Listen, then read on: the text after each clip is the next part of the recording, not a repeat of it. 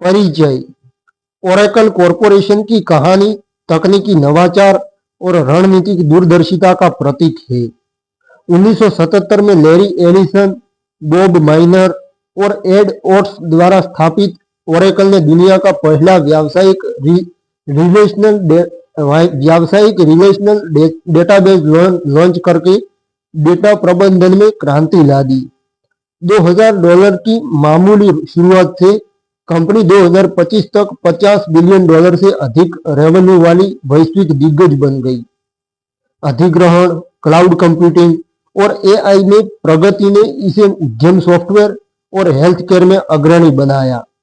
हमारी ये पुस्तक ओरेकल की यात्रा, चुनौतियों और भविष्य की दृष्टि को उजागर करती है। तो अध्याय 1, ओरेकल कॉरपोरेशन का परिचय। ओरेकल कॉरपोरेशन एक वैश्विक प्रौद्योगिकी कंपनी है, टेक कंपनी है, जो डेटाबेस सॉफ्टवेयर, क्लाउड कंप्यूटिंग और एंटरप्राइज सॉल्यूशंस के क्षेत्र में अग्रणी है। इसकी स्थापना 1977 में लैरी एलिसन, बॉब माइनर और एड ओट्स द्वारा की गई थी। कंपनी का हेडक्वार्टर पहले रेडवुड सोर्स कैलिफोर्निया में था, लेकिन 2020 में यह ऑस्टिन टेक्सास में स्थानांतरित हो गया। ओरेकल का प्रमुख प्रोडक्ट ओरेकल डेटाबेस दुनिया का सबसे लोकप्रिय रिलेशनल डेटाबेस मैनेजमेंट सिस्टम है, जिसने डेटा प्रबंधन में क्रांति ला दी। कंपनी ने सन माइक्रोसिस्टम, पीपलसॉफ्ट और सेर्नर जैसे कई बड़े अधिग्रहण किए, जिससे इसकी बाजार स्थिति और मजबूत हुई। अब बात करते हैं ओरेकल की स्थापना और प्रारंभिक दृष्टि की।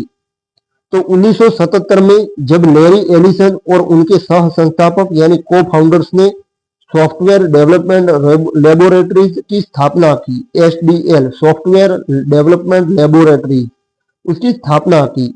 उनका लक्ष्य एक ऐसा डेटाबेस बनाना था जो डेटा को तालिकाओं में व्यवस्थित कर सके, जिसे रिलेशनल डेटाबेस कहा जाता है। यह विचार एडगर एफ कोड की रिलेशनल डेटाबेस थ्योरी पर आधारित था, जिसे उन्होंने 1970 में प्रकाशित किया था। उस समय डेटाबेस तकनीक प्रारंभिक अवस्था में थी और आईबीएम जैसे दिग्गजों का दबदबा था, लेकिन ओरेकल ने एक पोर्टेबल और व्यावसायिक रूप से व्यवहार्य डेटाबेस बनाकर बाजार में अपनी जगह बनाई। ओरेकल की सफलता की चाबी। तो ओरेकल की सफलता की तीन प्रमुख रणनीतियों ओरेकल कंपनी की सफलता तीन प्रमुख रणनीतियों पर टिकी है: नवाचार, आक्रामक विपणन और रणनीतिक अधिग्रहण। ये तीनों चीजें कंपनी ने लगातार नई टेक्नोलॉजी में इन्वेस्टमेंट किया, जैसे कि क्लाउड कंप्यूटिंग और आर्टिफिशियल इंटेलिजेंस। 2025 तक ओरेकल का वार्षिक रेवेन्यू $50 अरब से अधिक हो गया है, जो इसकी वित्तीय ताकत को दर्शाता है। कंपनी ने एंटरप्राइज सॉफ्टवेयर में क्रांति लाई, जिसमें enterprise resource planning, customer relationship management और सप्लाई चेन मैनेजमेंट सॉफ्टवेयर शामिल है। वैश्विक प्रभाव और प्रोडक्ट पोर्टफोलियो की बात करें तो ओरेकल की यात्रा एक छोटे स्टार्टअप से शुरू होकर एक वैश्विक जायंट तक पहुंची है। कंपनी का ओरेकल क्लाउड इंफ्रास्ट्रक्चर ओसीआई आज अमेज़न वेब सर्विसेज और माइक्रोसॉफ्ट एजर जैसे प्रतिस्पर्धियों के साथ मुकाबला करता है। 2025 में ओरेकल ने गूगल के साथ एक महत्वपूर्ण पार्टनरशिप की, जिसमें गूगल ने जेमिनाई एआई मॉडल्स को ओसीआई में एकीकृत किया गया। यह पार्टनरशिप कंपनी की एआई यानी आर्टिफिशियल इंटेलिजेंस और मशीन लर्निंग में बढ़ती रुचि को दर्शाती है। इसके अलावा ओरेकल ने हेल्थ केयर, फाइनेंशियल सर्विसेज और रिटेल जैसे उद्योगों के लिए विशेष सॉफ्टवेयर समाधान विकसित किए। 2022 में सेर्नर का $28.3 बिलियन में अधिग्रहण हेल्थ केयर क्षेत्र में ओरेकल की महत्वाकांक्षा को दर्शाता है। कंपनी का फ्यूजन मिडलवेयर और अन्य क्लाउड आधारित सेवाएं उद्यमों को डिजिटल परिवर्तन में मदद करती है। कॉरपोरेट संस्कृति और सामाजिक जिम्मेवारी की बात करें तो ओरेकल की कॉरपोरेट संस्कृति अत्यधिक प्रतिस्पर्धी और नवाचार उन्मुख है। कर्मचारियों से उच्च प्रदर्शन, हाई परफॉर्मेंस की अपेक्षा की जाती है और कंपनी अपने कर्मचारियों के लिए प्रशिक्षण और विकास कार्यक्रमों में इन्वेस्टमेंट भी करती है। इसके साथ ही ओरेकल ने सामाजिक जिम्मेवारी पर भी ध्यान दिया है। कंपनी ने शिक्षा और पर्यावरण संरक्षण के लिए कई गैर लाभकारी पहलें शुरू की है, जैसे कि ओरेकल एजुकेशन फाउंडेशन, जो STEM शिक्षा को बढ़ावा देता है। लैरी एलिसन, ओरेकल का चेहरा। तो लैरी एलिसन ओरेकल के को फाउंडर और वर्तमान में चेयरमैन और CTO कंपनी की आत्मा है। चीफ टेक्नोलॉजी ऑफिसर भी है और कंपनी की आत्मा है लैरी एलिसन। उनकी आक्रामक नेतृत्व शैली और जोखिम लेने की प्रवृत्ति ने ओरेकल को प्रौद्योगिकी उद्योग में एक ताकत बनाया। एलिसन ने कंपनी को क्लाउड युग में ले जाने में महत्वपूर्ण भूमिका निभाई। भले ही शुरुआत में क्लाउड को लेकर उनकी राय संशयपूर्ण थी। भविष्य की दिशा। तो 2025 में ओरेकल का फोकस AI, क्लाउड कंप्यूटिंग और डेटा एनालिटिक्स पर है। कंपनी ने हाल ही में एनवीडिया के साथ साझेदारी की है ताकि GPU आधारित क्लाउड समाधान प्रदान किए जा सके। इसके अलावा कंपनी ने डेटा सेंटर विस्तार की योजना बनाई है, जिससे वैश्विक स्तर पर इसकी पहुंच बढ़ेगी। निष्कर्ष। यह अध्याय ओरेकल कॉरपोरेशन की कहानी का एक परिचय है।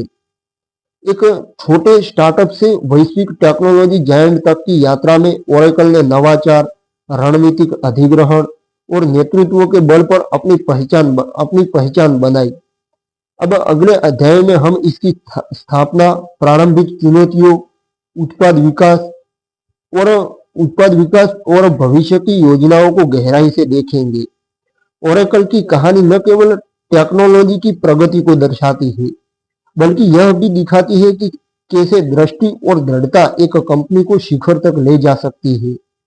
अध्याय 2, संस्थापक और स्थापना। तो ओरेकल की नींव। ओरेकल कॉरपोरेशन की स्थापना 16 जून 1977 को सांता क्लारा, कैलिफोर्निया में लैरी एलिसन, बॉब माइनर और एड ओट्स द्वारा की गई थी।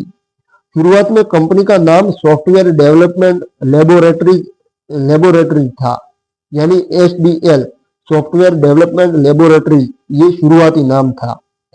तीनों संस्थापकों का लक्ष्य एक ऐसा रिलेशनल डेटाबेस सिस्टम विकसित करना था जो डेटा को तालिकाओं में व्यवस्थित कर सके और इसे कुशलतापूर्वक प्रबंधित कर सके। यह विचार एडगर F. कोड की 1970 की रिलेशनल डेटाबेस थ्योरी से प्रेरित था, जिसने डेटा प्रबंधन में क्रांति लाने की नींव रखी। उस समय डेटाबेस टेक्नोलॉजी अपने प्रारंभिक चरण में थी और बाजार में IBM जैसे दिग्गजों का दबदबा था। फिर भी SDL ने एक पोर्टेबल और व्यावसायिक रूप से व्यवहार्य डेटाबेस बनाने की चुनौती स्वीकार की। संस्थापकों की पृष्ठभूमि। तो लैरी एलिसन, जिनका जन्म 17 अगस्त 1944 को न्यूयॉर्क में हुआ था, एक करिश्माई और महत्वाकांक्षी व्यक्ति थे। उन्होंने यूनिवर्सिटी ऑफ इलिनॉइस और शिकागो यूनिवर्सिटी में पढ़ाई की, लेकिन डिग्री पूरी नहीं की। 1970 के दशक में वे अम्पेक्स कॉरपोरेशन में प्रोग्रामर के रूप में कार्यरत थे, जहां उन्होंने CIA के लिए एक डेटाबेस प्रोजेक्ट कोडनेम ओरेकल पर काम किया। इस प्रोजेक्ट ने कंपनी के नाम को प्रेरित किया। एलिसन की तकनीकी समझ और व्यावसायिक दृष्टि ने ओरेकल को आकार देने में महत्वपूर्ण भूमिका निभाई। बॉब माइनर, एक कुशल सॉफ्टवेयर इंजीनियर, जिन्होंने डेटाबेस का तकनीकी ढांचा विकसित करने में मुख्य भूमिका निभाई। उनकी विशेषज्ञता कोड की रिलेशनल थ्योरी को व्यावहारिक सॉफ्टवेयर में बदलने में थी। एड ओट्स, तीसरे फाउंडर, जो प्रारंभिक वर्षों में तकनीकी और प्रबंधकीय भूमिका में थे। उन्होंने 1996 में कंपनी से रिटायरमेंट लिया। तीनों ने मिलकर केवल $2000 की पूंजी के साथ कंपनी शुरू की, जो उस समय एक जोखिम भरा कदम था। प्रारंभिक चुनौतियां। तो 1977 में डेटाबेस बाजार अपरिपक्व था। IBM ने अपने सिस्टम R प्रोजेक्ट के साथ रिलेशनल डेटाबेस पर काम शुरू किया था, लेकिन उन्होंने इसका व्यावसायीकरण नहीं किया। एसडीएल ने इस अवसर को भुनाया। जो पहले ओरेकल का पहला नाम एसडीएल था, तो एसडीएल ने इस अवसर को भुनाया और 1979 में पहला commercial relational database Oracle version 2 launch किया। वर्जन 1 को कभी रिलीज नहीं किया गया क्योंकि यह केवल प्रोटोटाइप था। यह डेटाबेस विभिन्न हार्डवेयर प्लेटफॉर्म पर चल सकता था, जो उस समय एक अनूठी विशेषता थी।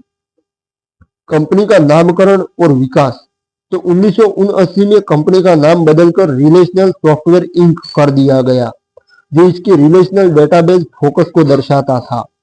1983 में इसे फिर से ओरेकल सिस्टम्स कॉरपोरेशन नाम दिया गया और बाद में सिर्फ ओरेकल कॉरपोरेशन।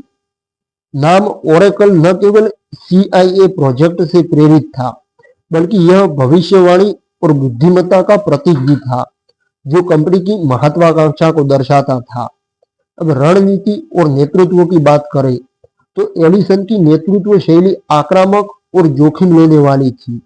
उन्होंने प्रतिस्पर्धियों को हराने और ग्राहकों की जरूरतों पर ध्यान केंद्रित करने पर जोर दिया। प्रारंभिक वर्षों में कंपनी ने सरकारी और व्यावसायिक ग्राहकों जैसे कि CIA और अन्य बड़े संगठनों को लक्षित किया। ओरेकल ने तेजी से विकास की रणनीति अपनाई, जिसमें बिक्री और विपणन पर विशेष ध्यान दिया गया। प्रारंभिक सफलता की बात करें तो 1979 में ओरेकल डेटाबेस के लॉन्च के साथ कंपनी ने तेजी से ध्यान आकर्षित किया। इसका पोर्टेबल डिजाइन और SQL यानी स्ट्रक्चर्ड क्वेरी लैंग्वेज उस पर आधारित होने से इसने बाजार में इसको अलग बनाया। 1980 तक कंपनी लाभदायक हो गई थी, यानी प्रॉफिटेबल हो गई थी, जो उस समय के स्टार्टअप के लिए एक बड़ी उपलब्धि थी, ओरेकल के लिए भी। यह सफलता संस्थापकों की दृष्टि और तकनीकी कौशल का परिणाम थी। अब आते हैं इस चैप्टर के कंक्लूजन पर, निष्कर्ष पर। तो ओरेकल की स्थापना एक छोटे लेकिन महत्वाकांक्षी स्टार्टअप के रूप में हुई, जिसमें रिलेशनल डेटाबेस की अवधारणा को, कॉन्सेप्ट को व्यावसायिक सफलता में बदला। लैरी एलिसन, बॉब माइनर और एड ओट्स की तिकड़ी ने तकनीकी नवाचार और व्यावसायिक रणनीति को मिलाकर कंपनी को प्रारंभिक सफलता दिलाई। यह अध्याय ओरेकल की नींव और इसके संस्थापकों की कहानी को उजागर करता है। ये अध्याय जो अगले अध्यायों में कंपनी के विकास और चुनौतियों की गहराई में ले जाएगा। तो अध्याय 3, प्रारंभिक वर्ष और विकास। तो प्रारंभिक चुनौतियां और अवसर पर बात करें तो ओरेकल कॉरपोरेशन, जिसे शुरू में सॉफ्टवेयर डेवलपमेंट लेबोरेटरीज यानी SDL के नाम से जाना जाता था, उसने 1977 से 1980 के बीच अपने प्रारंभिक वर्षों में कई चुनौतियों का सामना किया। उस समय डेटाबेस प्रौद्योगिकी टेक्नोलॉजी एक नया क्षेत्र था दोस्तों, और बाजार में IBM जैसे स्थापित खिलाड़ियों का दबदबा था। SDL के पास सीमित संसाधन थे, केवल $2000 की पूंजी और एक छोटी सी टीम। फिर भी संस्थापकों जो थे लैरी एलिसन, बॉब माइनर और एड ओट्स ने एक एडगर F कोड की रिलेशनल डेटाबेस थ्योरी को व्यावसायिक प्रोडक्ट में बदलने का अवसर देखा। पहला प्रोडक्ट ओरेकल डेटाबेस। 1979 में कंपनी ने ओरेकल वर्जन 2 लॉन्च किया, जो पहला commercial relational database management system था। इसे विभिन्न हार्डवेयर प्लेटफॉर्म पर चलाने के लिए डिजाइन किया गया था, जो उस समय एक अभूतपूर्व विशेषता थी। ये जो पोर्टेबिलिटी थी, ओरेकल को IBM के सिस्टम R जैसे प्रतिस्पर्धियों से अलग करती थी, जो विशिष्ट हार्डवेयर तक सीमित थे। डेटाबेस SQL पर आधारित था, जिसे कोड ने प्रस्तावित किया था, और यह ग्राहकों को डेटा को कुशलतापूर्वक क्वेरी करने की अनुमति देता था। इस प्रोडक्ट ने सरकारी एजेंसियों जैसे CIA और शुरुआती व्यावसायिक ग्राहकों का ध्यान आकर्षित किया। प्रारंभिक वित्तीय सफलता की बात करें तो 1980 तक ओरेकल प्रॉफिटेबल हो गई थी, जो उस समय के लिए एक उल्लेखनीय उपलब्धि थी। कंपनी की सफलता का क्रेडिट लैरी एलिसन की आक्रामक सेल स्ट्रेटेजी यानी बिक्री रणनीति और तकनीकी नवाचार को पूरी की पूरी क्रेडिट जाती है सफलता की। ओरेकल ने ग्राहकों की जरूरतों पर ध्यान केंद्रित किया और अपने डेटाबेस को तेजी से अपडेट किया। 1983 में कंपनी ने ओरेकल वर्जन 3 लॉन्च किया, जो सी प्रोग्रामिंग भाषा में लिखा गया था, जिसने इसकी पोर्टेबिलिटी और प्रदर्शन को और ज्यादा बढ़ाया।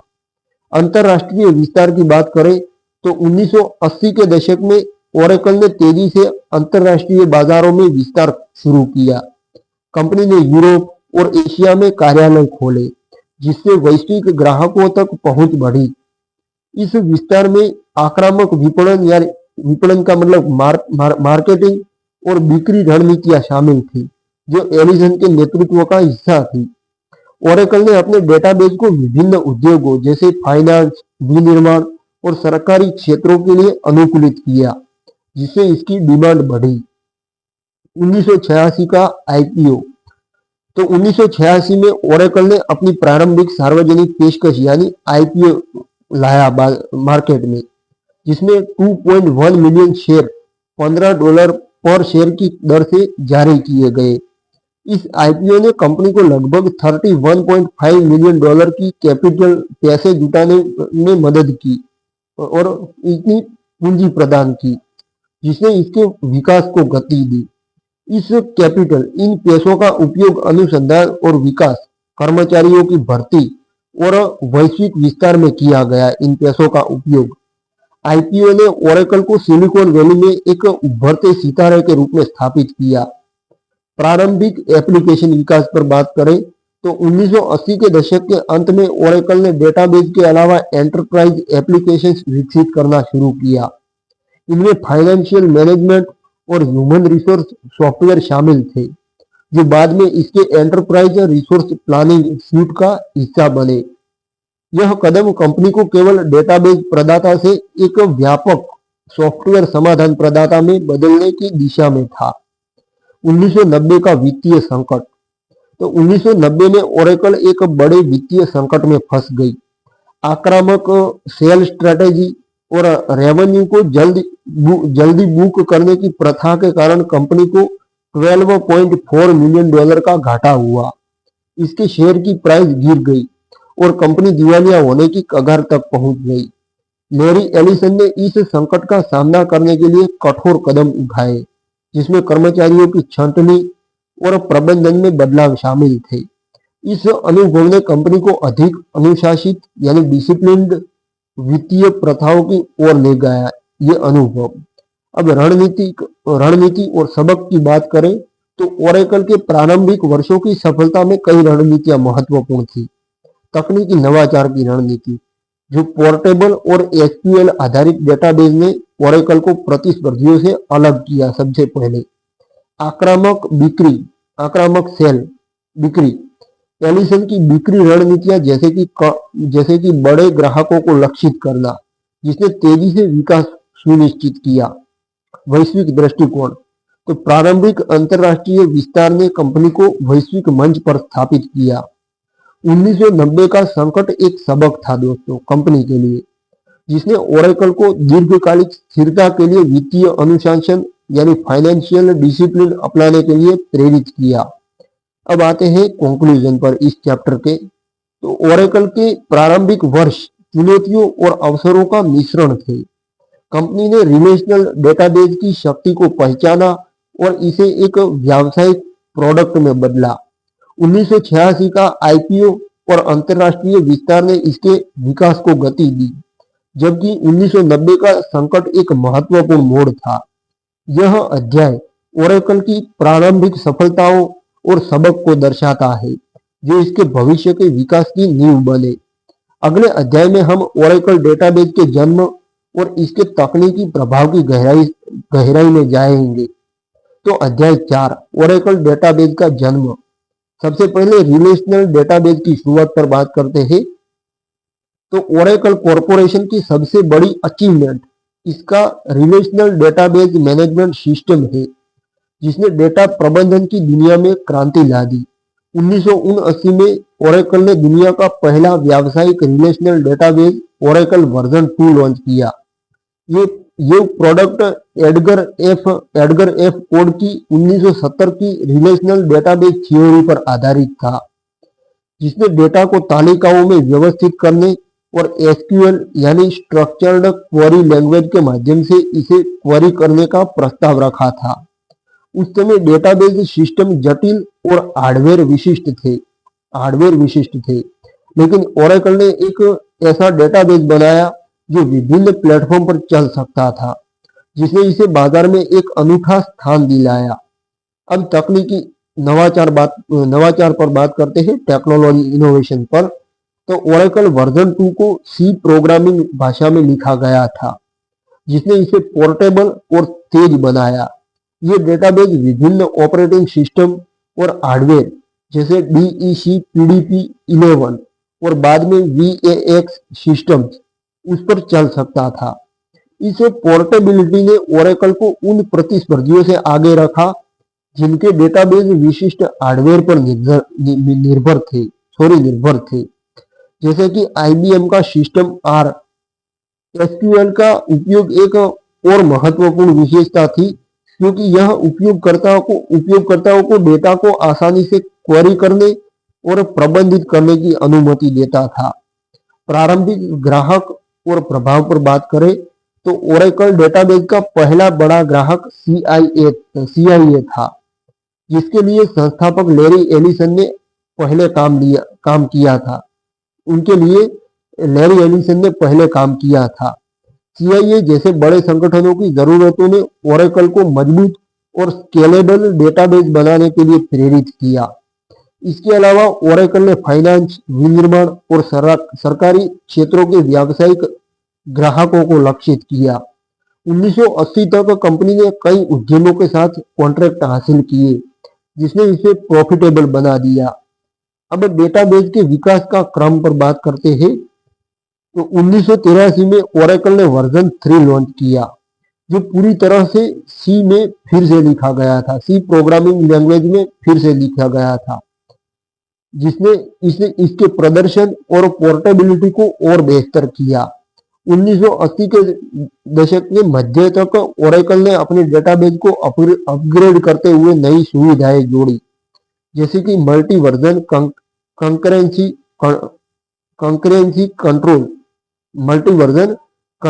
कंट्रोल, जो एक साथ कई उपयोगकर्ताओं को डेटा एक्सेस करने की अनुमति देता था। 1988 में लॉन्च हुए ओरेकल वर्जन 6 ने PL SQL को पेश किया, जो प्रोग्रामिंग क्षमताओं को डेटाबेस में एकीकृत करता था। 1990 के दशक में ओरेकल 7 ने डेटाबेस की सुरक्षा और प्रदर्शन को बढ़ाया, जिसने इसे बड़े उद्यमों के लिए पसंदीदा विकल्प बनाया। 2003 में आए ओरेकल 10G ने ग्रिड कंप्यूटिंग को पेश किया, जो डेटा सेंटर्स में समाधानों के उपयोग को अनुकूलित करता था। 2013 में ओरेकल 12C ने क्लाउड कंप्यूटिंग के लिए मल्टी टेनेंट आर्किटेक्चर पेश किया, जो कई डेटाबेस को एक ही इंस्टॉलेशन पर चलाने की अनुमति देता था। अब बाजार में प्रभाव की बात करें तो ओरेकल डेटाबेस ने डेटा प्रबंधन को सरल और कुशल बनाया। इसकी स्केलेबिलिटी और विश्वसनीयता ने इसे बैंकों, टेलीकॉम कंपनियों और सरकारी संगठनों के लिए आदर्श बनाया। 1990 के दशक तक ओरेकल डेटाबेस बाजार में अग्रणी बन गया, जिसमें IBM DB2 और माइक्रोसॉफ्ट SQL सर्वर जैसे प्रतिस्पर्धियों को पीछे छोड़ दिया। कंपनी की तकनीकी विशेषज्ञता और ग्राहक केंद्रित दृष्टिकोण ने इसे उद्यमों के लिए एक विश्वसनीय भागीदार बनाया। अब रणनीतिक महत्व पर बात करते हैं तो ओरेकल डेटाबेस की सफलता ने कंपनी को कई तरह से मजबूत किया। सबसे पहले बाजार नेतृत्व, ये डेटाबेस उद्योग में ओरेकल को अग्रणी बनाया। इसने वित्तीय स्थिरता, डेटाबेस की बिक्री ने कंपनी को IPO और विस्तार के लिए पूंजी प्रदान की। नवाचार का आधार, तो डेटाबेस ने ओरेकल को अन्य उत्पादों जैसे ईआरपी और सीआरएम विकसित करने का आधार दिया। लैरी एलिसन की रणनीति थी कि डेटाबेस को लगातार अपग्रेड किया जाए और ग्राहकों की जरूरतों के अनुसार अनुकूलित किया जाए। इसने कंपनी को प्रतिस्पर्धी बनाए रखा। अब बात करते हैं चुनौतियों पर। तो प्रारंभिक वर्षों में ओरेकल को तकनीकी और व्यावसायिक चुनौतियों का सामना करना पड़ा। डेटाबेस की जटिलता और सीमित संसाधनों ने विकास को कठिन बनाया। इसके अलावा प्रतिस्पर्धियों ने अपने डेटाबेस लॉन्च किए, जिससे बाजार में दबाव बढ़ा। फिर भी ओरेकल की तकनीकी श्रेष्ठता और आक्रामक बिक्री रणनीति ने इसे आगे रखा। अब आते हैं निष्कर्ष पर। तो ओरेकल डेटाबेस का जन्म कंपनी की नींव और इसकी दीर्घकालिक सफलता का आधार था। इसने न केवल तकनीकी नवाचार को बढ़ावा दिया, बल्कि डेटा प्रबंधन के क्षेत्र में एक नया मानक स्थापित किया। यह अध्याय ओरेकल डेटाबेस की तकनीकी और व्यावसायिक यात्रा को दर्शाता है, जो कंपनी के भविष्य के विकास का आधार बना। अगले अध्याय में हम ओरेकल के 1986 के आईपीओ और इसके वैश्विक विस्तार पर चर्चा करेंगे। तो अध्याय 5, आईपीओ और विस्तार। सबसे पहले जानते हैं ओरेकल का प्रारंभिक सार्वजनिक पेशकश यानी आईपीओ के बारे में जानते हैं। तो 1986 में ओरेकल कॉरपोरेशन ने एक महत्वपूर्ण कदम उठाया जब उसने अपनी प्रारंभिक सार्वजनिक पेशकश यानी आईपीओ लाया बाजार में। 12 मार्च 1986 को कंपनी ने 2.1 मिलियन शेयर $15 पर शेयर की दर से जारी किए, जिससे लगभग $31.5 मिलियन की पूंजी जुटाई गई शेयर मार्केट से। यह आईपीओ सिलिकॉन वैली में ओरेकल को एक उभरते हुए सितारे के रूप में स्थापित करने में महत्वपूर्ण था। यह उसी दिन हुआ जब माइक्रोसॉफ्ट ने भी अपना आईपीओ लॉन्च किया, जिसने तकनीकी उद्योग में दोनों कंपनियों के उदय को चिन्हित किया, मार्क किया। आईपीओ से प्राप्त पूंजी ने ओरेकल को अपने अनुसंधान और विकास प्रयासों को बढ़ाने, अधिक कर्मचारियों को नियुक्त करने और वैश्विक बाजारों में विस्तार करने की क्षमता प्रदान की। इस समय तक ओरेकल डेटाबेस ने बाजार में अपनी जगह बना ली थी और कंपनी की नजर अब बड़े पैमाने पर विकास पर थी। वैश्विक विस्तार की बात करें तो 1980 के दशक के मध्य से ओरेकल ने अंतरराष्ट्रीय बाजारों में तेजी से विस्तार शुरू किया। कंपनी ने यूरोप, एशिया और ऑस्ट्रेलिया में कार्यालय खोले, जिससे इसके रिलेशनल डेटाबेस की डिमांड बढ़ी। लैरी एलिसन की आक्रामक बिक्री रणनीति ने इस विस्तार में महत्वपूर्ण भूमिका निभाई। ओरेकल ने स्थानीय बिक्री टीमों को सेल की टीम को प्रशिक्षित किया और अपने डेटाबेस को विभिन्न उद्योगों जैसे फाइनेंस, टेलीकॉम और गवर्नमेंट सेक्टर के लिए अनुकूलित किया। 1987 तक ओरेकल ने यूनाइटेड किंगडम, जर्मनी और जापान जैसे प्रमुख बाजारों में अपनी उपस्थिति स्थापित कर ली थी। कंपनी ने स्थानीय भाषाओं और नियामक आवश्यकताओं यानी रेगुलेशन आवश्यकताओं के अनुरूप अपने सॉफ्टवेयर को एडजस्ट किया, जिसने इसकी वैश्विक अपील को बढ़ाया। इस विस्तार ने ओरेकल को एक अंतरराष्ट्रीय ब्रांड के रूप में स्थापित किया और इसकी रेवेन्यू वृद्धि को गति दी। एंटरप्राइज सॉफ्टवेयर में प्रवेश की बात करें तो आईपीओ के बाद ओरेकल ने अपने उत्पाद पोर्टफोलियो का विस्तार शुरू किया। 1980 के दशक के अंत में कंपनी ने डेटाबेस के अलावा एंटरप्राइज सॉफ्टवेयर विकसित करना शुरू किया। इनमें financial management, human resource management और सप्लाई चेन आधारित सॉफ्टवेयर शामिल थे, जो बाद में इसके एंटरप्राइज रिसोर्स प्लानिंग सूट का हिस्सा बने। यह रणनीति ओरेकल को केवल एक डेटाबेस प्रोवाइडर से एक व्यापक सॉफ्टवेयर समाधान प्रोवाइडर में बदलने की दिशा में थी। ये रणनीति 1989 में ओरेकल ने अपने पहले ईआरपी सॉफ्टवेयर को लॉन्च किया, जो व्यवसायों को उनके वित्तीय और परिचालन प्रक्रियाओं को प्रबंधित करने में मदद करता था। ये प्रोडक्ट बड़े उद्यमों के बीच लोकप्रिय हुआ क्योंकि यह ओरेकल डेटाबेस के साथ निर्बाध रूप से एकीकृत होता था। इसने कंपनी को एसएपी जैसे प्रतिस्पर्धियों से मुकाबला करने की स्थिति में ला दिया। 1990 का वित्तीय संकट और पुनर्गठन की बात करें तो आईपीओ और विस्तार की सफलता के बावजूद ओरेकल 1990 में एक गंभीर फाइनेंशियल क्राइसिस में फंस गई। कंपनी की आक्रामक बिक्री रणनीतियों, जिसमें भविष्य के रेवेन्यू को जल्दी बुक करना शामिल था, उसने लेखांकन अनियमितताओं को जन्म दिया। नतीजतन कंपनी ने $12.4 मिलियन का घाटा दर्ज किया और इसके शेयर की कीमतें 80% तक गिर गई। यह संकट ओरेकल के लिए एक महत्वपूर्ण मोड़ था, क्योंकि कंपनी दिवालियापन होने की कगार पर पहुंच गई थी। लैरी एलिसन ने इस संकट का सामना करने के लिए तुरंत कार्यवाही की। उन्होंने कंपनी के प्रबंधन में बदलाव किए, वित्तीय प्रथाओं को सुधारा और लगभग 10% कर्मचारियों की छंटनी की। इस पुनर्गठन ने ओरेकल को स्थिर किया और इसे दीर्घकालिक विकास के लिए तैयार किया। इस अनुभव ने कंपनी को अधिक अनुशासित वित्तीय प्रबंधन और रणनीतिक योजना अपनाने के लिए प्रेरित किया। रणनीतिक सबक की बात करें तो आईपीओ और विस्तार की अवधि जो थी, उसने ओरेकल के लिए कई महत्वपूर्ण सबक प्रदान किए। सबसे पहला, कैपिटल यानी पैसों का उपयोग। आईपीओ से प्राप्त पैसों ने कंपनी को स्केल करने और वैश्विक बाजारों में प्रवेश करने में सक्षम बनाया। दूसरा, वैश्विक रणनीति। तो स्थानीय यानी लोकल एडजस्टमेंट और आक्रामक बिक्री ने ओरेकल को अंतरराष्ट्रीय स्तर पर सफल बनाया। तीसरा, वित्तीय अनुशासन यानी फाइनेंशियल डिसिप्लिन। तो 1990 का संकट एक चेतावनी था, रेड सिग्नल था कि तेजी से विकास के साथ साथ वित्तीय पारदर्शिता भी जरूरी है। अब आते हैं कंक्लूजन पर।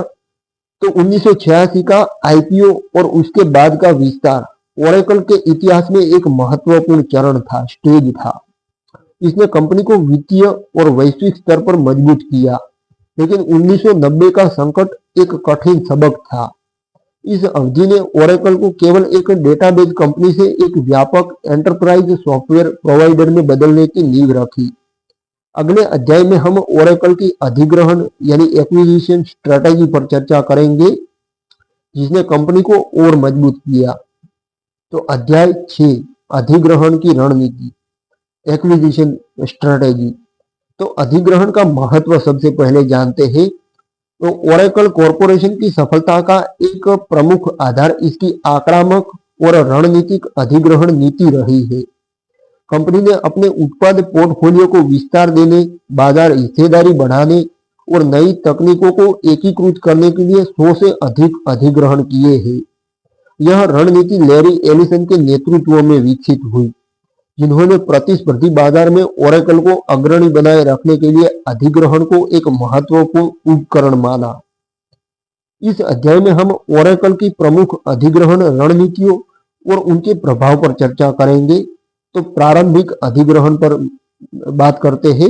1990 के दशक में ओरेकल ने छोटे अधिग्रहण शुरू किए ताकि अपने डेटाबेस और एप्लीकेशन सॉफ्टवेयर को मजबूत किया जा सके। इनमें डेटा प्रोसेसिंग और सॉफ्टवेयर डेवलपमेंट टूल्स से संबंधित छोटी कंपनियां शामिल थी। हालांकि 2000 के दशक में ओरेकल की अधिग्रहण की रणनीति ने गति पकड़ी, जब कंपनी ने बड़े और रणनीतिक रूप से महत्वपूर्ण अधिग्रहण किए। प्रमुख अधिग्रहण पर बात करते हैं। तो सबसे पहला, पीपलसॉफ्ट 2005। ओरेकल ने 2005 में $10.3 बिलियन में पीपलसॉफ्ट को अधिग्रहित किया, जो एक प्रमुख एंटरप्राइज रिसोर्स प्लानिंग और human resource management software provider थी। यह अधिग्रहण एक कठिन बोली युद्ध के बाद हुआ, क्योंकि पीपलसॉफ्ट शुरू में अधिग्रहण के खिलाफ थी। इसने ओरेकल को ईआरपी बाजार में एसएपी के साथ प्रतिस्पर्धा करने की ताकत दी। दूसरा है सिबेल सिस्टम्स 2006। तो 2006 में ओरेकल ने $5.85 बिलियन में सिबेल सिस्टम्स को खरीदा, जो कस्टमर रिलेशनशिप मैनेजमेंट यानी सीआरएम सॉफ्टवेयर में अग्रणी थी।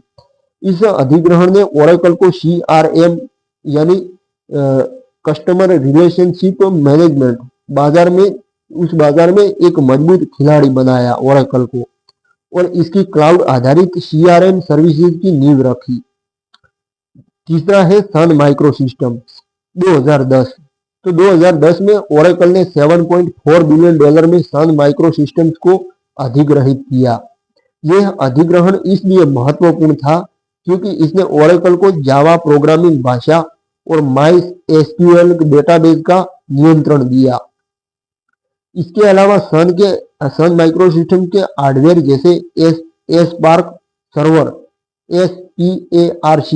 स्पार्क सर्वर, जिसने ओरेकल को हार्डवेयर और सॉफ्टवेयर का एकीकृत समाधान प्रदान करने में सक्षम बनाया। चौथी है सेरनर 2022। 2022 में ओरेकल ने हेल्थ केयर आईटी कंपनी सेरनर को $28.3 बिलियन में खरीदा।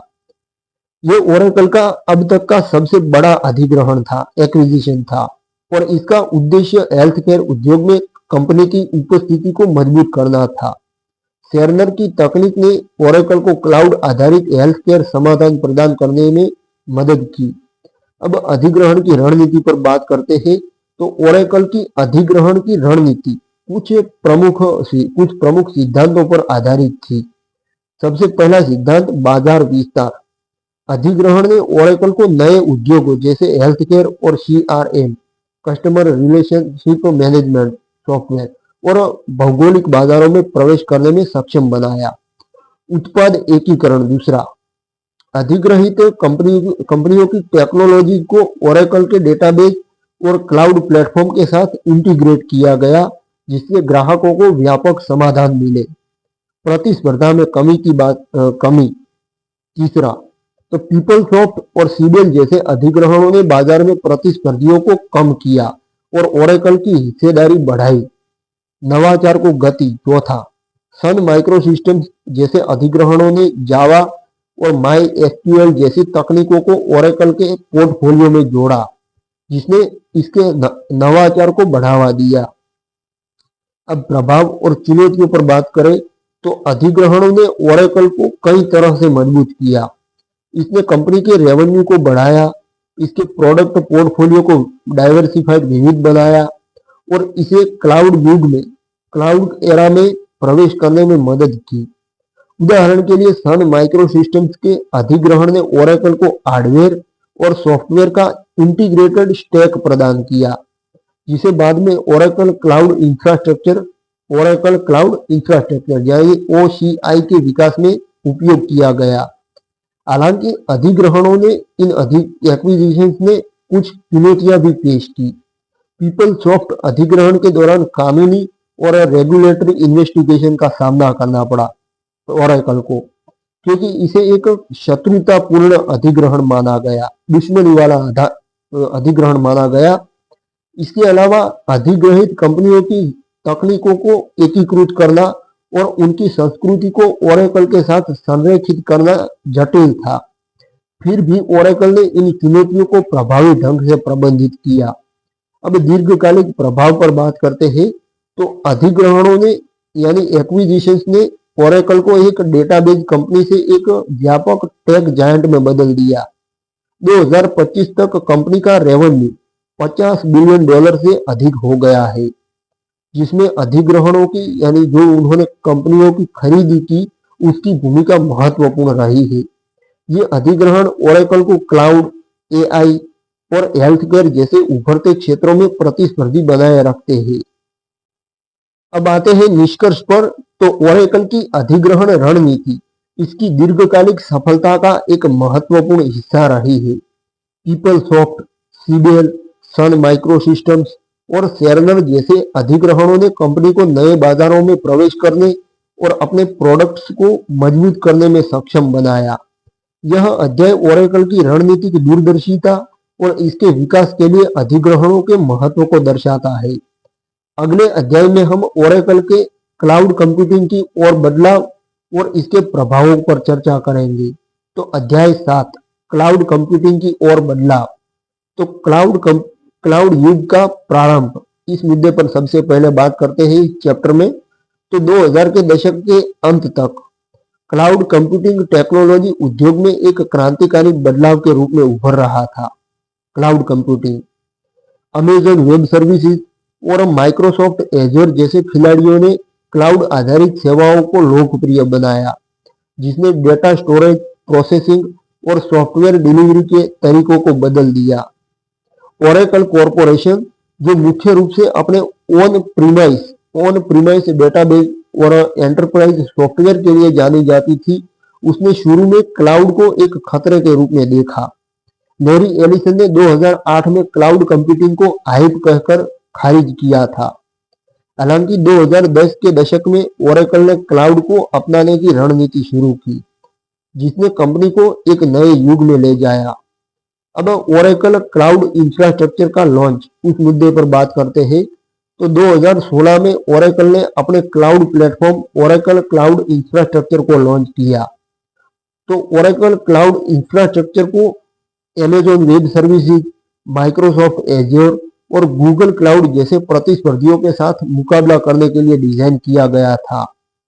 ये platform infrastructure as a service IaaS, platform as a service PaaS और सॉफ्टवेयर एज ए सर्विस यानी SaaS समाधान प्रदान करता था। अब OCI यानी ओरेकल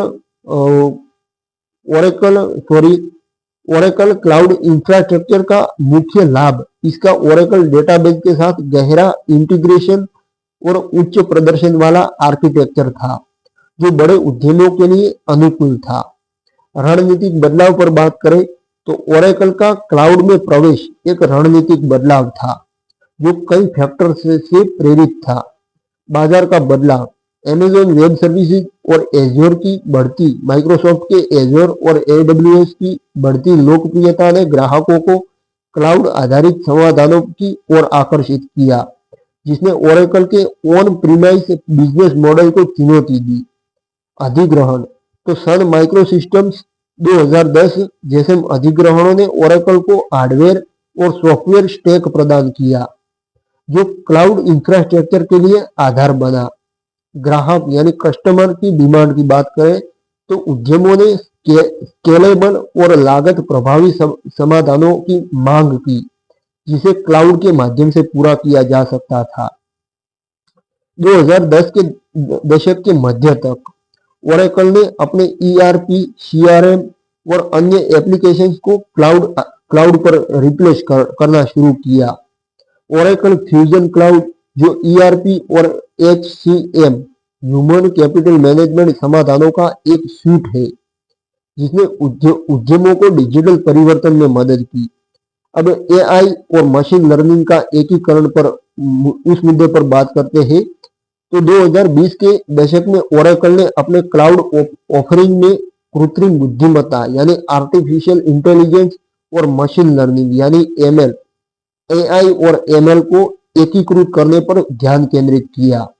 2025 में ओरेकल ने गूगल के साथ एक महत्वपूर्ण पार्टनरशिप की, जिसमें गूगल के जेमिनाई AI मॉडल्स को OCI यानी ओरेकल इंफ्रास्ट्रक्चर में एकीकृत किया गया।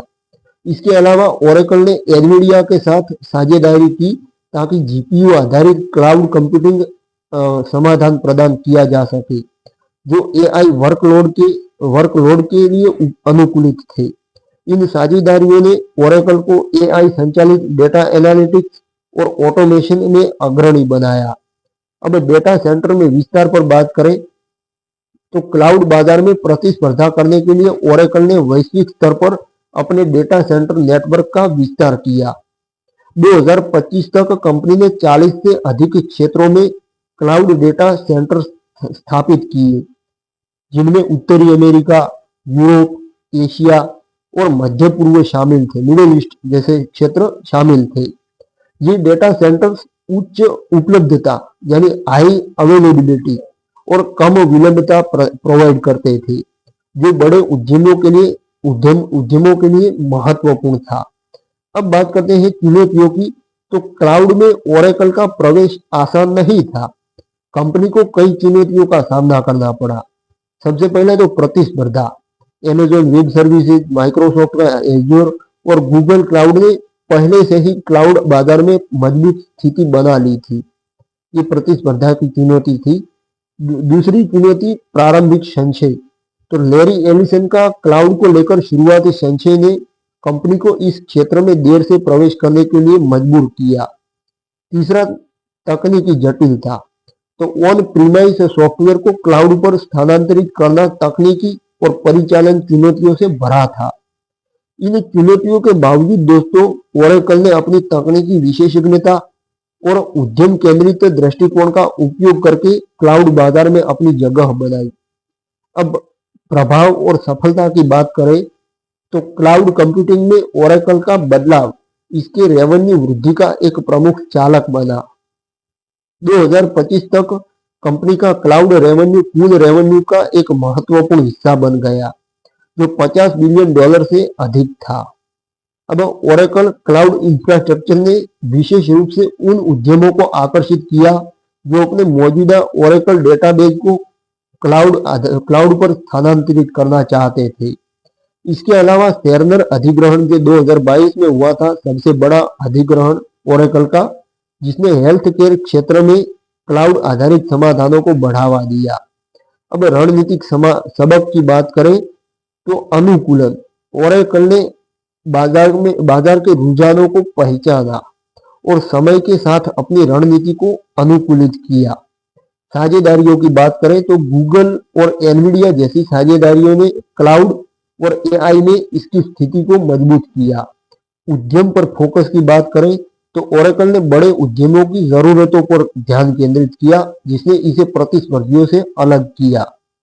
अब निष्कर्ष पर आते हैं तो क्लाउड कंप्यूटिंग की ओर ओरेकल का बदलाव एक रणनीतिक और आवश्यक कदम था, जिसने कंपनी को आधुनिक टेक्नोलॉजी युग में रिलेवेंट बनाए रखा।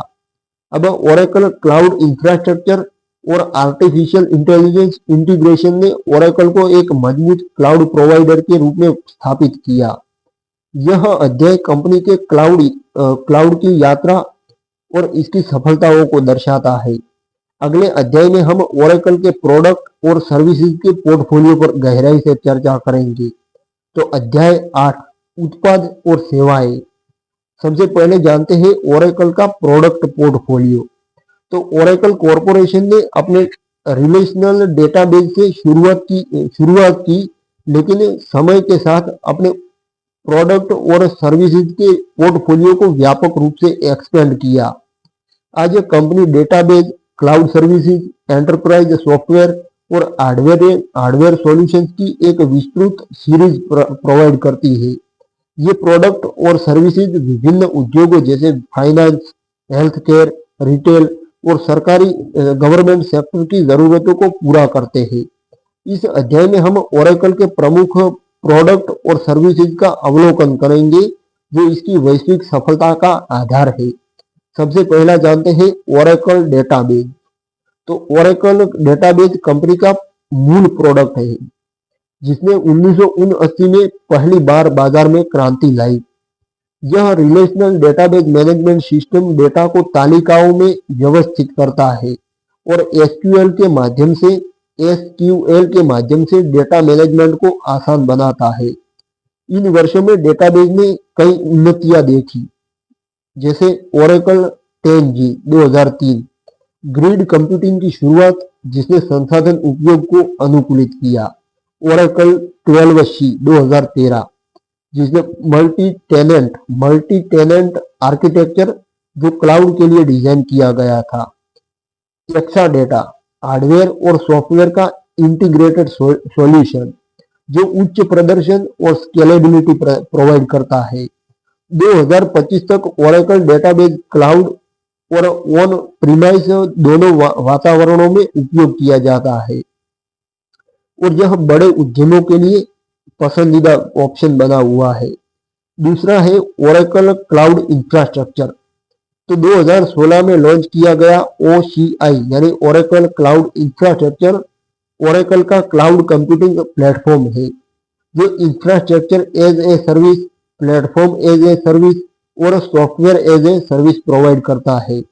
अब ओरेकल क्लाउड इंफ्रास्ट्रक्चर की प्रमुख विशेषताओं की बात करें तो उच्च प्रदर्शन, बड़े डेटा वर्कलोड और एआई अनुप्रयोगों के लिए अनुकूलित। एआई एकीकरण की बात करें, एआई एआई एकीकरण की सॉरी एआई एकीकरण विशेषता की बात करें तो 2025 में गूगल के जेमिनी मॉडल्स और एनवीडिया के जीपीयू समर्थन के साथ एआई क्षमताएं बढ़ाई गई। हाइब्रिड क्लाउड की बात करें तो ऑन प्रीमाइस और क्लाउड सिस्टम के बीच निर्बाध एकीकरण। ओरेकल क्लाउड इंफ्रास्ट्रक्चर ने ओरेकल को Amazon web services, Microsoft azure और गूगल क्लाउड के साथ प्रतिस्पर्धा करने में सक्षम बनाया। तीसरा, एंटरप्राइज सॉफ्टवेयर। तो ओरेकल का एंटरप्राइज सॉफ्टवेयर पोर्टफोलियो विभिन्न व्यावसायिक जरूरतों को पूरा करता है। ओरेकल फ्यूजन क्लाउड ईआरपी, वित्तीय प्रबंधन, लेखांकन और सप्लाई चेन के लिए समाधान, ये एसएपी के साथ प्रतिस्पर्धा करता है। Oracle fusion cloud human HCM यानी ह्यूमन रिसोर्स प्रबंधन जैसे भर्ती, पेरोल और कर्मचारी विकास, सीबेल सीआरएम, ग्राहक संबंध यानी कस्टमर रिलेशन मैनेजमेंट जो 2006 में सीबेल अधिग्रहण से प्राप्त हुआ। नेट स्वीट छोटे और मध्यम उद्यमों के लिए क्लाउड आधारित ईआरपी जिसे 2016 में अधिग्रहित किया गया। ये सॉफ्टवेयर उद्यमों को डिजिटल परिवर्तन और परिचालन दक्षता में मदद करते हैं। चौथा, मिडलवेयर और डेवलपर टूल्स। तो ओरेकल फ्यूजन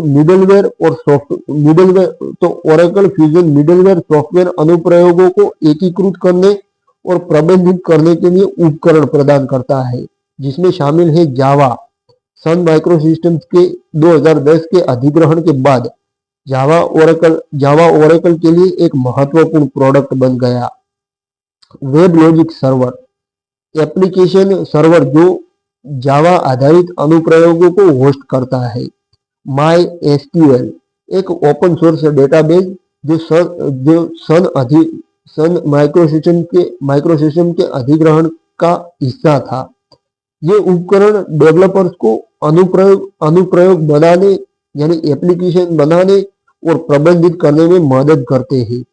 पांचवा है हेल्थ केयर सॉल्यूशन। तो 2022 में शेरनर के $28.3 बिलियन के अधिग्रहण ने ओरेकल को हेल्थ केयर आईटी में एक प्रमुख खिलाड़ी बनाया। शेरनर के इलेक्ट्रॉनिक हेल्थ रिकॉर्ड ईएचआर और क्लाउड आधारित हेल्थ केयर समाधान अस्पतालों और स्वास्थ्य सेवा प्रोवाइडर के लिए डिजाइन किए गए हैं। यह अधिग्रहण ओरेकल की हेल्थ केयर उद्योग में उपस्थिति को मजबूत करता है। छठा है सेवाएं। तो ओरेकल केवल सॉफ्टवेयर और हार्डवेयर तक सीमित नहीं है, यह कई सेवाएं भी प्रदान करता है, जैसे कंसल्टिंग, ग्राहकों को ओरेकल प्रोडक्ट को लागू करने और अनुकूलित करने में मदद, प्रशिक्षण और प्रमाणन। तो ओरेकल यूनिवर्सिटी के माध्यम से डेवलपर्स और आईटी पेशेवरों के लिए प्रशिक्षण, सपोर्ट 24/7 तकनीकी सहायता और रखरखाव सेवाएं। अब रणनीतिक महत्व पर बात करते हैं तो ओरेकल के प्रोडक्ट और सर्विसेज इसकी सफलता के लिए महत्वपूर्ण है। क्योंकि एकीकृत समाधान, डेटाबेज क्लाउड और एप्लीकेशन का एकीकरण ग्राहकों को संपूर्ण समाधान प्रदान करता है। विविधता की बात करें तो विभिन्न उद्योगों और बाजार सेगमेंट्स को लक्षित करने की क्षमता। क्लाउड एकीकरण की बात करें तो सभी प्रोडक्ट अब क्लाउड पर उपलब्ध है, जो आधुनिक व्यावसायिक जरूरतों को पूरा करता है। अब चुनौतियों की बात करें तो प्रतिस्पर्धा सबसे पहली चुनौती। एसएपी, सेल्सफोर्स और अमेज़न वेब सर्विसेज जैसे प्रतिस्पर्धी ओरेकल के लिए चुनौती है। जटिलता की बात करें तो व्यापक प्रोडक्ट पोर्टफोलियो को प्रबंधित करना और एकीकृत करना जटिल होता है। तो अनुकूलन की बात करें तो ग्राहकों की बदलती जरूरतों के लिए प्रोडक्ट को लगातार अपडेट करना पड़ता है। अब कंक्लूजन पर आते हैं इस चैप्टर के। तो ओरेकल का प्रोडक्ट और सर्विस पोर्टफोलियो है, इसकी वैश्विक सफलता का आधार है। ओरेकल का प्रोडक्ट और सर्विसेज पोर्टफोलियो इसकी कंपनी की वैश्विक सफलता का आधार है दोस्तों। डेटाबेस से लेकर क्लाउड और हेल्थ केयर समाधानों तक कंपनी ने उद्यमों की जरूरतों को पूरा करने के लिए विविध और एकीकृत समाधान विकसित किए हैं। यह अध्याय ओरेकल की तकनीकी और व्यावसायिक पेशकशों को दर्शाता है। अगले अध्याय में हम लैरी एलिसन के नेतृत्व और उनके प्रभाव पर चर्चा करेंगे। तो अध्याय 9 नेतृत्व लैरी एलिसन। सबसे पहले जानते हैं लैरी एलिसन, ओरेकल का प्रेरक बल। लैरी एलिसन ओरेकल कॉरपोरेशन के को-फाउंडर, चेयरमैन और मुख्य टेक्नोलॉजी अधिकारी यानी CTO, chief technology officer, company की सफलता के पीछे की आत्मा रहे हैं। उनकी आक्रामक नेतृत्व शैली, जोखिम लेने की प्रवृत्ति और दीर्घकालिक दृष्टि ने ओरेकल को एक छोटे स्टार्टअप से वैश्विक प्रौद्योगिकी दिग्गज में बदल दिया। यह अध्याय एलिसन की पृष्ठभूमि, नेतृत्व दर्शन, ओरेकल पर उनके प्रभाव की गहराई से पड़ताल करता है। प्रारंभिक जीवन और पृष्ठभूमि की बात करते हैं तो लैरी एलिसन का जन्म 17 अगस्त 1944 को न्यूयॉर्क शहर में हुआ था। एक अविवाहित मां द्वारा पालित, उन्होंने 9 महीनों की उम्र में उनके चाचा और चाची ने गोद लिया। उन्होंने यूनिवर्सिटी ऑफ इलिनॉइस और शिकागो यूनिवर्सिटी में पढ़ाई शुरू की, लेकिन डिग्री पूरी नहीं की। उनकी तकनीकी रुचि और आत्मशिक्षण की खुद के द्वारा शिक्षित होने की प्रवृत्ति ने उन्हें प्रोग्रामिंग में विशेषज्ञता दिलाई।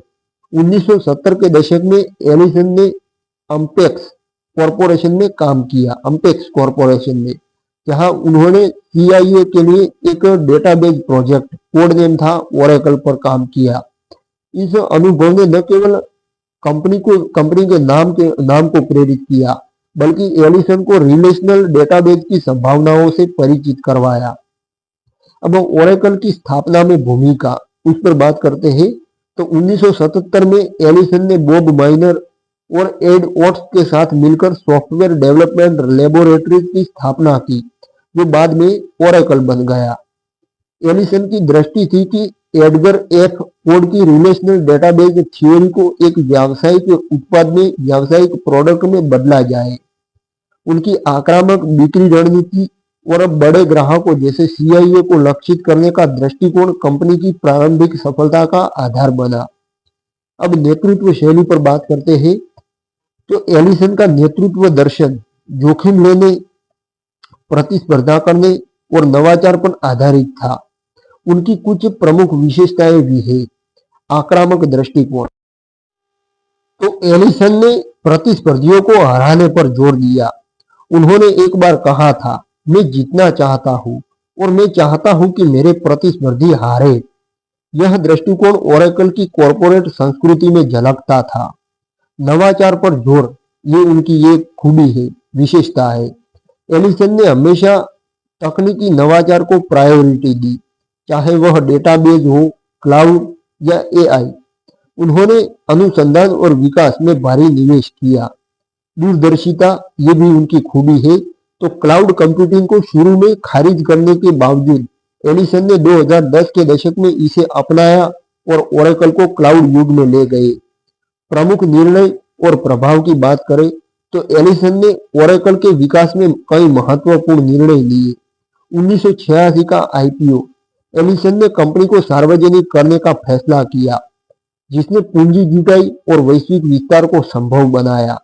1990 का संकट प्रबंधन, 1990 के वित्तीय संकट के दौरान एलिसन ने पुनर्गठन और छंटनी जैसी कठिन निर्णय लिए, जिसने कंपनी को बचाया। अधिग्रहण रणनीति, पीपलसॉफ्ट 2005, सन माइक्रोसिस्टम्स 2010 और सर्नर 2022 जैसे बड़े अधिग्रहण एलिसन की रणनीति का हिस्सा थे। इन अधिग्रहणों ने ओरेकल को नए बाजारों में प्रवेश करने में मदद की। क्लाउड में बदला, तो 2014 में CEO की भूमिका छोड़ने के बाद भी एलिसन ने CTO, चीफ टेक्निकल ऑफिसर के रूप में ओरेकल क्लाउड इंफ्रास्ट्रक्चर के विकास को निर्देशित किया, डायरेक्टरेट किया। 2014 में CEO से CTO की भूमिका, उस मुद्दे पर बात करते हैं तो 2014 में एलिसन ने ओरेकल के सीईओ पद से इस्तीफा दे दिया और चेयरमैन और सीटीओ की भूमिका संभाली। यह बदलाव उन्हें तकनीकी नवाचार पर अधिक ध्यान केंद्रित करने की अनुमति देता था, जबकि साफ्रा कैब्स और मार्क हर्ड इन दोनों ने सीईओ के रूप में परिचालन नेतृत्व संभाला। एलिसन ने क्लाउड और एआई में ओरेकल की रणनीति को आकार देना जारी रखा, जैसे कि गूगल और एनवीडिया के साथ 2025 की साझेदारियां। अब विवाद और आलोचना पर बात करते हैं तो एलिसन का नेतृत्व बिना विवादों के नहीं रहा था। उनकी आक्रामक शैली और प्रतिस्पर्धी रवैया अक्सर चर्चा का विषय रहा। पीपलसॉफ्ट अधिग्रहण 2005 को शत्रुतापूर्ण माना गया, जिसने कानूनी और नैतिक सवाल उठाए। इसके अलावा उनकी भव्य जीवन शैली और उच्च मुआवजे ने भी आलोचनाओं को आकर्षित किया। फिर भी एलिसन ने इन आलोचनाओं को नजरअंदाज करते हुए कंपनी के विकास पर ध्यान केंद्रित किया। दीर्घकालिक प्रभाव पर बात करें तो एलिसन के नेतृत्व ने ओरेकल को $50 बिलियन से अधिक की रेवेन्यू वाली कंपनी बनाई। उनकी दूरदर्शिता ने डेटाबेस, क्लाउड और हेल्थ केयर जैसे क्षेत्रों में ओरेकल को अग्रणी बनाया। एलिसन की जोखिम लेने की क्षमता और प्रतिस्पर्धी मानसिकता ने कंपनी को बार बार चुनौतियों से उबरने में मदद की। अब आते हैं कंक्लूजन पर इस चैप्टर पे। तो लैरी एलिसन ओरेकल की कहानी का केंद्रीय पात्र है। उनकी दृष्टि, आक्रामकता और नवाचार ने कंपनी को प्रौद्योगिकी उद्योग में एक जायंट बनाया। यह अध्याय उनके नेतृत्व और इसके प्रभाव को उजागर करता है। अगले अध्याय में हम ओरेकल की कॉरपोरेट संस्कृति और इसके कर्मचारी केंद्रित दृष्टिकोण पर चर्चा करेंगे। तो अध्याय 10 कॉरपोरेट संस्कृति ओरेकल की कॉरपोरेट संस्कृति का अवलोकन। सबसे पहले इस मुद्दे पर बात करते हैं। तो ओरेकल कॉरपोरेशन की कॉरपोरेट संस्कृति इसकी वैश्विक सफलता और दीर्घकालिक नवाचार का एक महत्वपूर्ण आधार रही है। कंपनी की संस्कृति अत्यधिक प्रतिस्पर्धी, प्रदर्शन उन्मुख और नवाचार केंद्रित है, जो लैरी एलिसन की आक्रामक नेतृत्व शैली से प्रेरित है। यह संस्कृति कर्मचारियों को उच्च मानकों पर काम करने और उद्यमों की जटिल जरूरतों को पूरा करने के लिए प्रेरित करती है। इस अध्याय में हम ओरेकल की कॉरपोरेट संस्कृति, इसके मूल मूल्यों, कर्मचारी विकास और सामाजिक जिम्मेदारी पहलों की गहराई से पड़ताल करेंगे। तो प्रतिस्पर्धी और प्रदर्शन उन्मुख संस्कृति ओरेकल की संस्कृति का आधार इसकी प्रतिस्पर्धी मानसिकता है, जो लैरी एलिसन के दर्शन जीतने की इच्छा से प्रेरित है। कंपनी कर्मचारियों से उच्च प्रदर्शन की अपेक्षा करती है, खासकर बिक्री, इंजीनियरिंग और उत्पाद विकास जैसे क्षेत्रों में। यह संस्कृति विशेष रूप से 1980 और 1990 के दशक में स्पष्ट थी, जब ओरेकल ने आक्रामक बिक्री रणनीतियों के माध्यम से तेजी से विकास किया। कर्मचारियों को स्पष्ट लक्ष्य टारगेट दिए जाते हैं और प्रदर्शन को मापने के लिए कठोर मीट्रिक्स का उपयोग किया जाता है। यह दृष्टिकोण कुछ कर्मचारियों के लिए प्रेरणादायक रहा है, लेकिन दूसरों ने इसे तनावपूर्ण पाया है। फिर भी इस संस्कृति ने ओरेकल को बाजार में तेजी से प्रतिक्रिया देने और प्रतिस्पर्धियों जैसे IBM, SAP और माइक्रोसॉफ्ट को चुनौती देने में सक्षम बनाया। अब नवाचार और तकनीकी उत्कृष्टता की बात करें तो ओरेकल की संस्कृति में नवाचार एक केंद्रीय तत्व है, एक केंद्रीय एलिमेंट है। कंपनी अनुसंधान और विकास में भारी निवेश करती है और 2025 तक इसका रिसर्च एंड डेवलपमेंट खर्च कुल रेवेन्यू का लगभग 15% है। कर्मचारियों को नई टेक्नोलॉजी जैसे कृत्रिम बुद्धिमत्ता यानी AI, मशीन लर्निंग और क्लाउड कंप्यूटिंग में योगदान देने के लिए प्रोत्साहित किया जाता है। ओरेकल क्लाउड इंफ्रास्ट्रक्चर और गूगल के जेमिनाई AI मॉडल्स के साथ 2025 की साझेदारी इस नवाचार केंद्रित दृष्टिकोण का परिणाम है। कंपनी की टेक्नोलॉजी टीमें न केवल उत्पाद विकास पर ध्यान देती है, बल्कि ग्राहकों की जटिल समस्याओं को सॉल्व करने के लिए अनुकूलित समाधान भी प्रदान करती है। यह दृष्टिकोण ओरेकल को बड़े उद्यमों के लिए एक विश्वसनीय भागीदार बनाता है। कर्मचारी विकास और प्रशिक्षण के मुद्दे पर बात करें तो ओरेकल कर्मचारी विकास पर जोर देता है। कंपनी की ओरेकल यूनिवर्सिटी डेवलपर्स, आईटी पेशेवरों और बिजनेस लीडर्स के लिए प्रशिक्षण और प्रमाणन कार्यक्रम प्रदान करती है। ये कार्यक्रम डेटाबेस प्रबंधन, क्लाउड आर्किटेक्चर और एआई जैसे क्षेत्रों में विशेषज्ञता प्रदान करते हैं। इसके अलावा ओरेकल कर्मचारियों को आंतरिक गतिशीलता के अवसर प्रदान करता है, जिससे वे विभिन्न परियोजनाओं और भूमिकाओं में काम कर सकते हैं। हालांकि कंपनी की उच्च प्रदर्शन संस्कृति ने कुछ आलोचनाएं भी आकर्षित की है। कुछ पूर्व कर्मचारियों ने कार्य जीवन संतुलन की कमी और तीव्र दबाव की शिकायत की है। फिर भी ओरेकल ने हाल के वर्षों में कर्मचारी कल्याण को बेहतर बनाने के लिए कदम उठाए हैं, जैसे लचीले कार्य work option, flexible work option और मानसिक स्वास्थ्य संसाधन। अब विविधता और समावेश पर बात करें तो ओरेकल ने विविधता और समावेश D&I उसको बढ़ावा देने के लिए कई पहलें शुरू की है।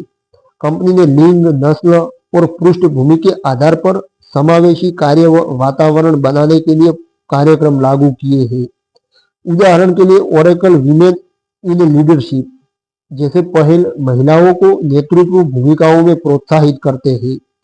2025 तक कंपनी ने अपने कार्यबल में विविधता बढ़ाने के लिए वैश्विक स्तर पर भर्ती रणनीतियों को लागू किया है। सामाजिक जिम्मेदारी और परोपकार की बात करें तो ओरेकल की कॉरपोरेट संस्कृति में सामाजिक जिम्मेदारी एक महत्वपूर्ण हिस्सा है। कंपनी ने शिक्षा, पर्यावरण और सामुदायिक विकास के लिए कई पहलें शुरू की है। ओरेकल एजुकेशन फाउंडेशन, यह STEM यानी एस का मतलब होता है साइंस यानी विज्ञान, प्रौद्योगिकी, इंजीनियरिंग और गणित शिक्षा, इन शिक्षाओं को बढ़ावा देता है और विश्व स्तर पर छात्रों को मुफ्त प्रौद्योगिकी प्रशिक्षण प्रदान करता है। पर्यावरणीय स्थिरता की बात करें तो ओरेकल ने अपने डेटा सेंटर्स को रिन्यूएबल एनर्जी पर चलाने की प्रतिबद्धता जताई है और 2025 तक यह अपने कार्बन उत्सर्जन को कम करने के लिए कई कदम उठा रहा है। कर्मचारी स्वयं सेवा, उस पर बात करें तो ओरेकल कर्मचारियों को सामुदायिक सेवा में भाग लेने के लिए प्रोत्साहित करता है, जैसे नॉन प्रॉफिटेबल संगठनों के साथ साझेदारी। अब चुनौतियों पर बात करते हैं तो ओरेकल की कॉरपोरेट संस्कृति की कुछ चुनौतियां भी है। उच्च दबाव सबसे पहली चुनौती। प्रदर्शन केंद्रित संस्कृति कुछ कर्मचारियों के लिए तनावपूर्ण हो सकती है। दूसरा, विवाद।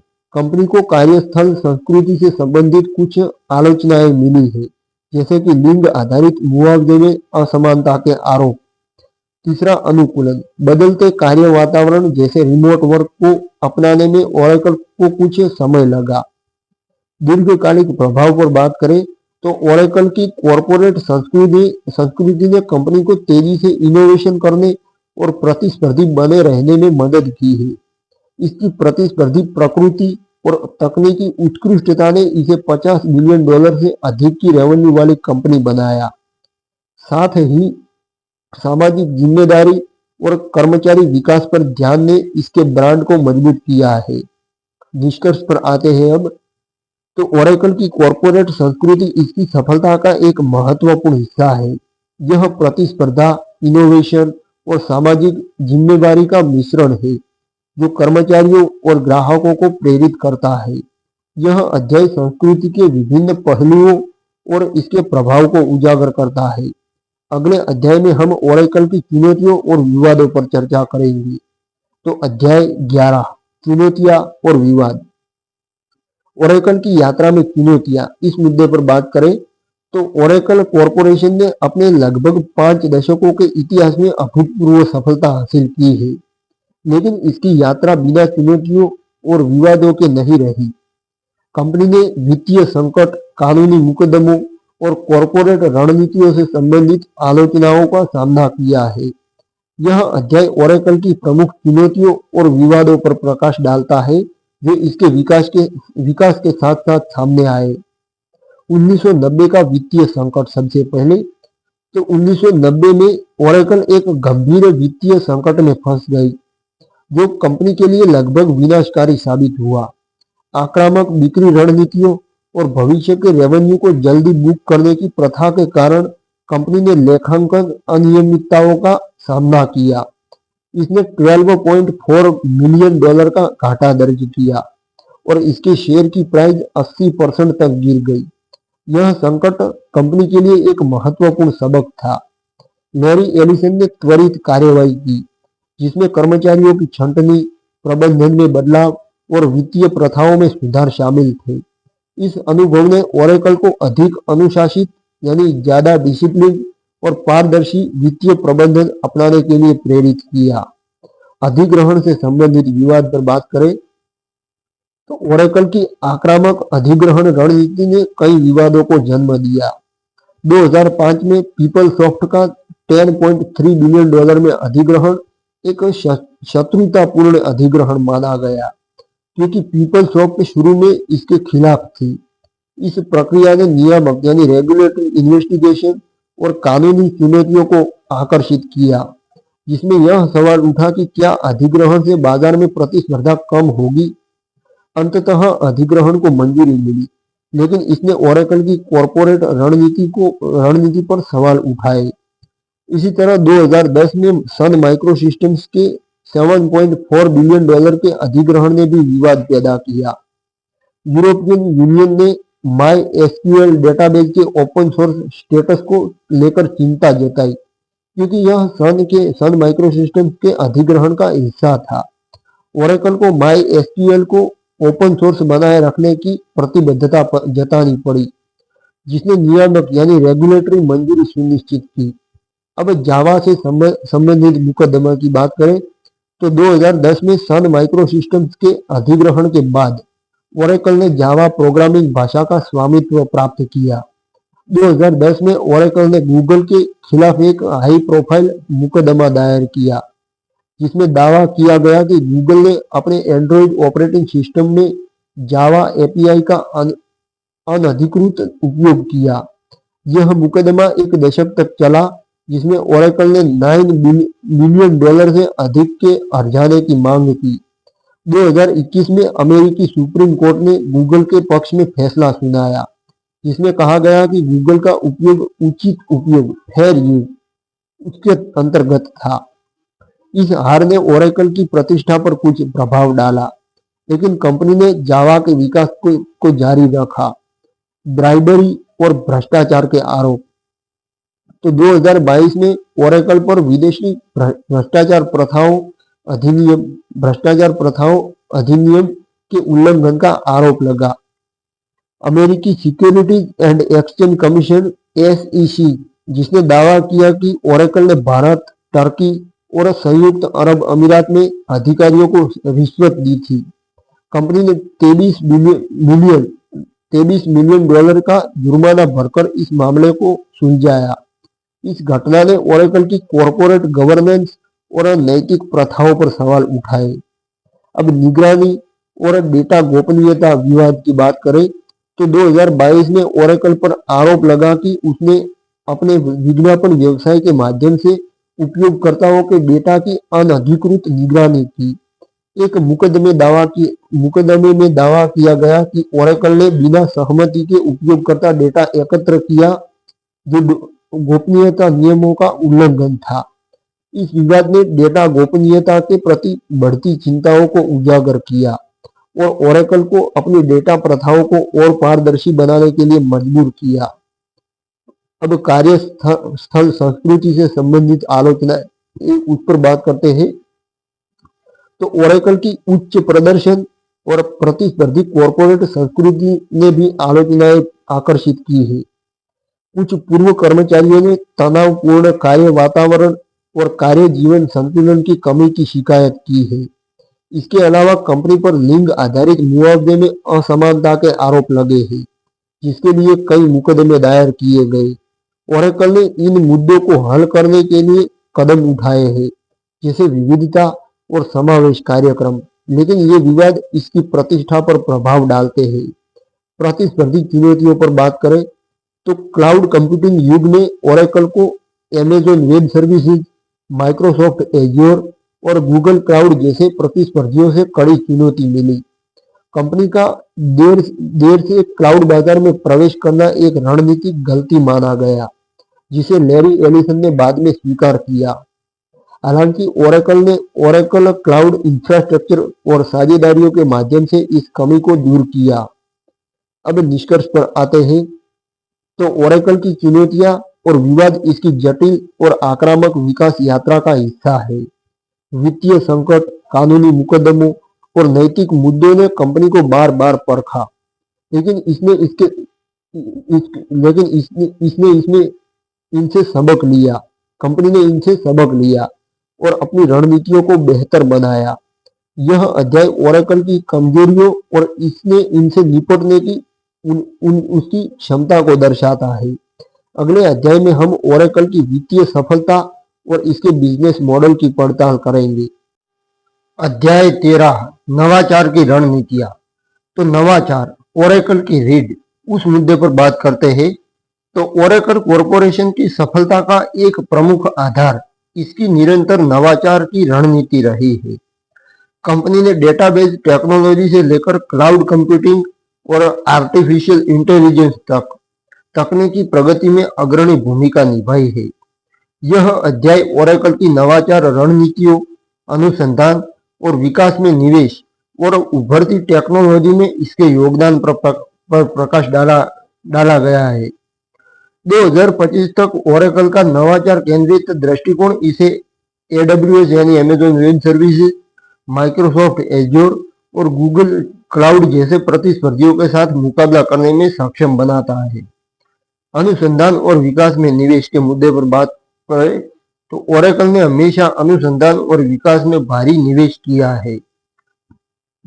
2025 तक कंपनी अपने वार्षिक रेवेन्यू का लगभग 15% R&D पर खर्च करती थी, जो $50 बिलियन से अधिक के रेवेन्यू के साथ एक महत्वपूर्ण राशि है। यह निवेश नए प्रोडक्ट को डेवलप करने, मौजूदा समाधानों को बेहतर बनाने और उभरती प्रौद्योगिकियों यानी टेक्नोलॉजी जैसे AI, मशीन लर्निंग और ब्लॉकचेन में प्रगति के लिए उपयोग किया जाता है। ओरेकल की रिसर्च एंड डेवलपमेंट टीमें वैश्विक स्तर पर फैली हुई है और कंपनी के ऑस्टिन, टेक्सास और रेडवुड शोर्स, कैलिफोर्निया में प्रमुख अनुसंधान केंद्र है। ये केंद्र डेटाबेस आर्किटेक्चर, क्लाउड इंफ्रास्ट्रक्चर और उद्यम अनुप्रयोगों पर काम करते हैं। डेटाबेस में नवाचार के मुद्दे पर बात करें, तो ओरेकल डेटाबेस, जिसे 1979 में पहली बार लॉन्च किया गया था, कंपनी के नवाचार का आधार रहा है। समय के साथ डेटाबेस में कई महत्वपूर्ण नवाचार जोड़े गए। ओरेकल 10G 2003 में ग्रिड कंप्यूटिंग की शुरुआत, जिसने डेटा सेंटर्स में संसाधन उपयोग को अनुकूलित किया। ओरेकल 12C 2013 में मल्टी टेनेंट आर्किटेक्चर, जो क्लाउड आधारित डेटाबेस प्रबंधन के लिए डिजाइन किया गया था। स्वायत्त डेटाबेस तो 2018 में लॉन्च हुआ। ये AI और ML यानी आर्टिफिशियल इंटेलिजेंस और मशीन लर्निंग का उपयोग करके स्वचालित रूप से डेटाबेस को प्रबंधित और अनुकूलित करता है। यह डेटाबेस पैचिंग, ट्यूनिंग और सुरक्षा अपडेट को स्वचालित करता है, जिससे परिचालन लागत कम होती है। स्वायत्त डेटाबेस ने ओरेकल को डेटा प्रबंधन में एक अग्रणी बनाए रखा, क्योंकि यह मानवीय हस्तक्षेप को कम करता है और डेटा सुरक्षा को बढ़ाता है। क्लाउड कंप्यूटिंग में प्रगति पर बात करें, तो 2010 के दशक में ओरेकल ने क्लाउड कंप्यूटिंग में अपनी रणनीति को तेज किया। ओरेकल क्लाउड इंफ्रास्ट्रक्चर OCI 2016 में लॉन्च हुआ, उच्च प्रदर्शन और स्केलेबिलिटी प्रदान करता है। ओरेकल क्लाउड इंफ्रास्ट्रक्चर में कई नवाचार शामिल है। हाइब्रिड क्लाउड, ऑन प्रीमाइस और क्लाउड सिस्टम्स के बीच निर्बाध एकीकरण, जो उद्यमों के लिए लचीलापन प्रदान करता है। क्लाउड नेटिव समाधान, कंटेनर और क्यूबरनेट्स आधारित सेवाएं, जो आधुनिक अनुप्रयोग विकास को समर्थन देती है। क्षेत्रीय विकास, तो 2025 तक ओरेकल के 40 से अधिक वैश्विक क्लाउड क्षेत्र है जो कम कम विलंबता और उच्च उपलब्धता सुनिश्चित करते हैं। एआई और मशीन लर्निंग में निवेश। तो 2020 के दशक में ओरेकल ने एआई और मशीन लर्निंग में भारी निवेश किया। 2025 में गूगल ने एक साझेदारी की जिसमें गूगल ने जेमिनाई एआई मॉडल्स को ओसीआई यानी ओरेकल क्लाउड इंफ्रास्ट्रक्चर में एकीकृत किया गया। इसके अलावा एनवीडिया के साथ साझेदारी ने जीपीयू आधारित क्लाउड समाधान प्रदान किए। ओरेकल की एआई रणनीति में निवेश शामिल है। ओरेकल की एआई रणनीति में शामिल है डेटा एनालिटिक्स, एआई संचालित उपकरण जो व्यवसायों को डेटा से रियल टाइम अंतर्दृष्टि प्राप्त करने में मदद करते हैं। स्वचालन, ईआरपी और एचसीएम प्रक्रियाओं में एआई का उपयोग, जैसे स्वचालित वित्तीय विश्लेषण और कर्मचारी भर्ती। हेल्थ केयर में एआई। तो सेर्नर अधिग्रहण 2022 के बाद ओरेकल ने एआई आधारित हेल्थ केयर समाधान विकसित किए, जैसे रोगी का डेटा विश्लेषण। ओपन सोर्स और माई एसक्यूएल। तो 2010 में सन माइक्रोसिस्टम्स के अधिग्रहण के बाद ओरेकल ने माई एसक्यूएल एक लोकप्रिय ओपन सोर्स डेटाबेस का नियंत्रण प्राप्त किया। शुरू में ओपन सोर्स समुदाय में चिंता थी कि ओरेकल माई एसक्यूएल के विकास को सीमित करेगा। हालांकि कंपनी ने माई एसक्यूएल को बेहतर बनाया, जैसे कि नए स्टोरेज इंजन और क्लाउड एकीकरण जोड़कर। यह नवाचार छोटे और मध्यम उद्यमों के लिए महत्वपूर्ण रहा। चुनौतियां। तो नवाचार में ओरेकल की रणनीति बिना चुनौतियों के नहीं थी। प्रतिस्पर्धा चुनौती थी, लागत चुनौती थी, अनुकूलन साधना वो भी एक चुनौती थी। तो ये सारी चुनौतियां थी। अब रणनीतिक सबक पर बात करें तो निरंतर निवेश, ये भी एक सबक सीखा।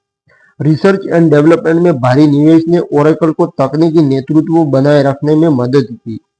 साझेदारियां, ये भी एक सबक। गूगल और एनवीडिया जैसे सहयोगों ने नवाचार को गति दी। तीसरा, ग्राहक केंद्रित दृष्टिकोण।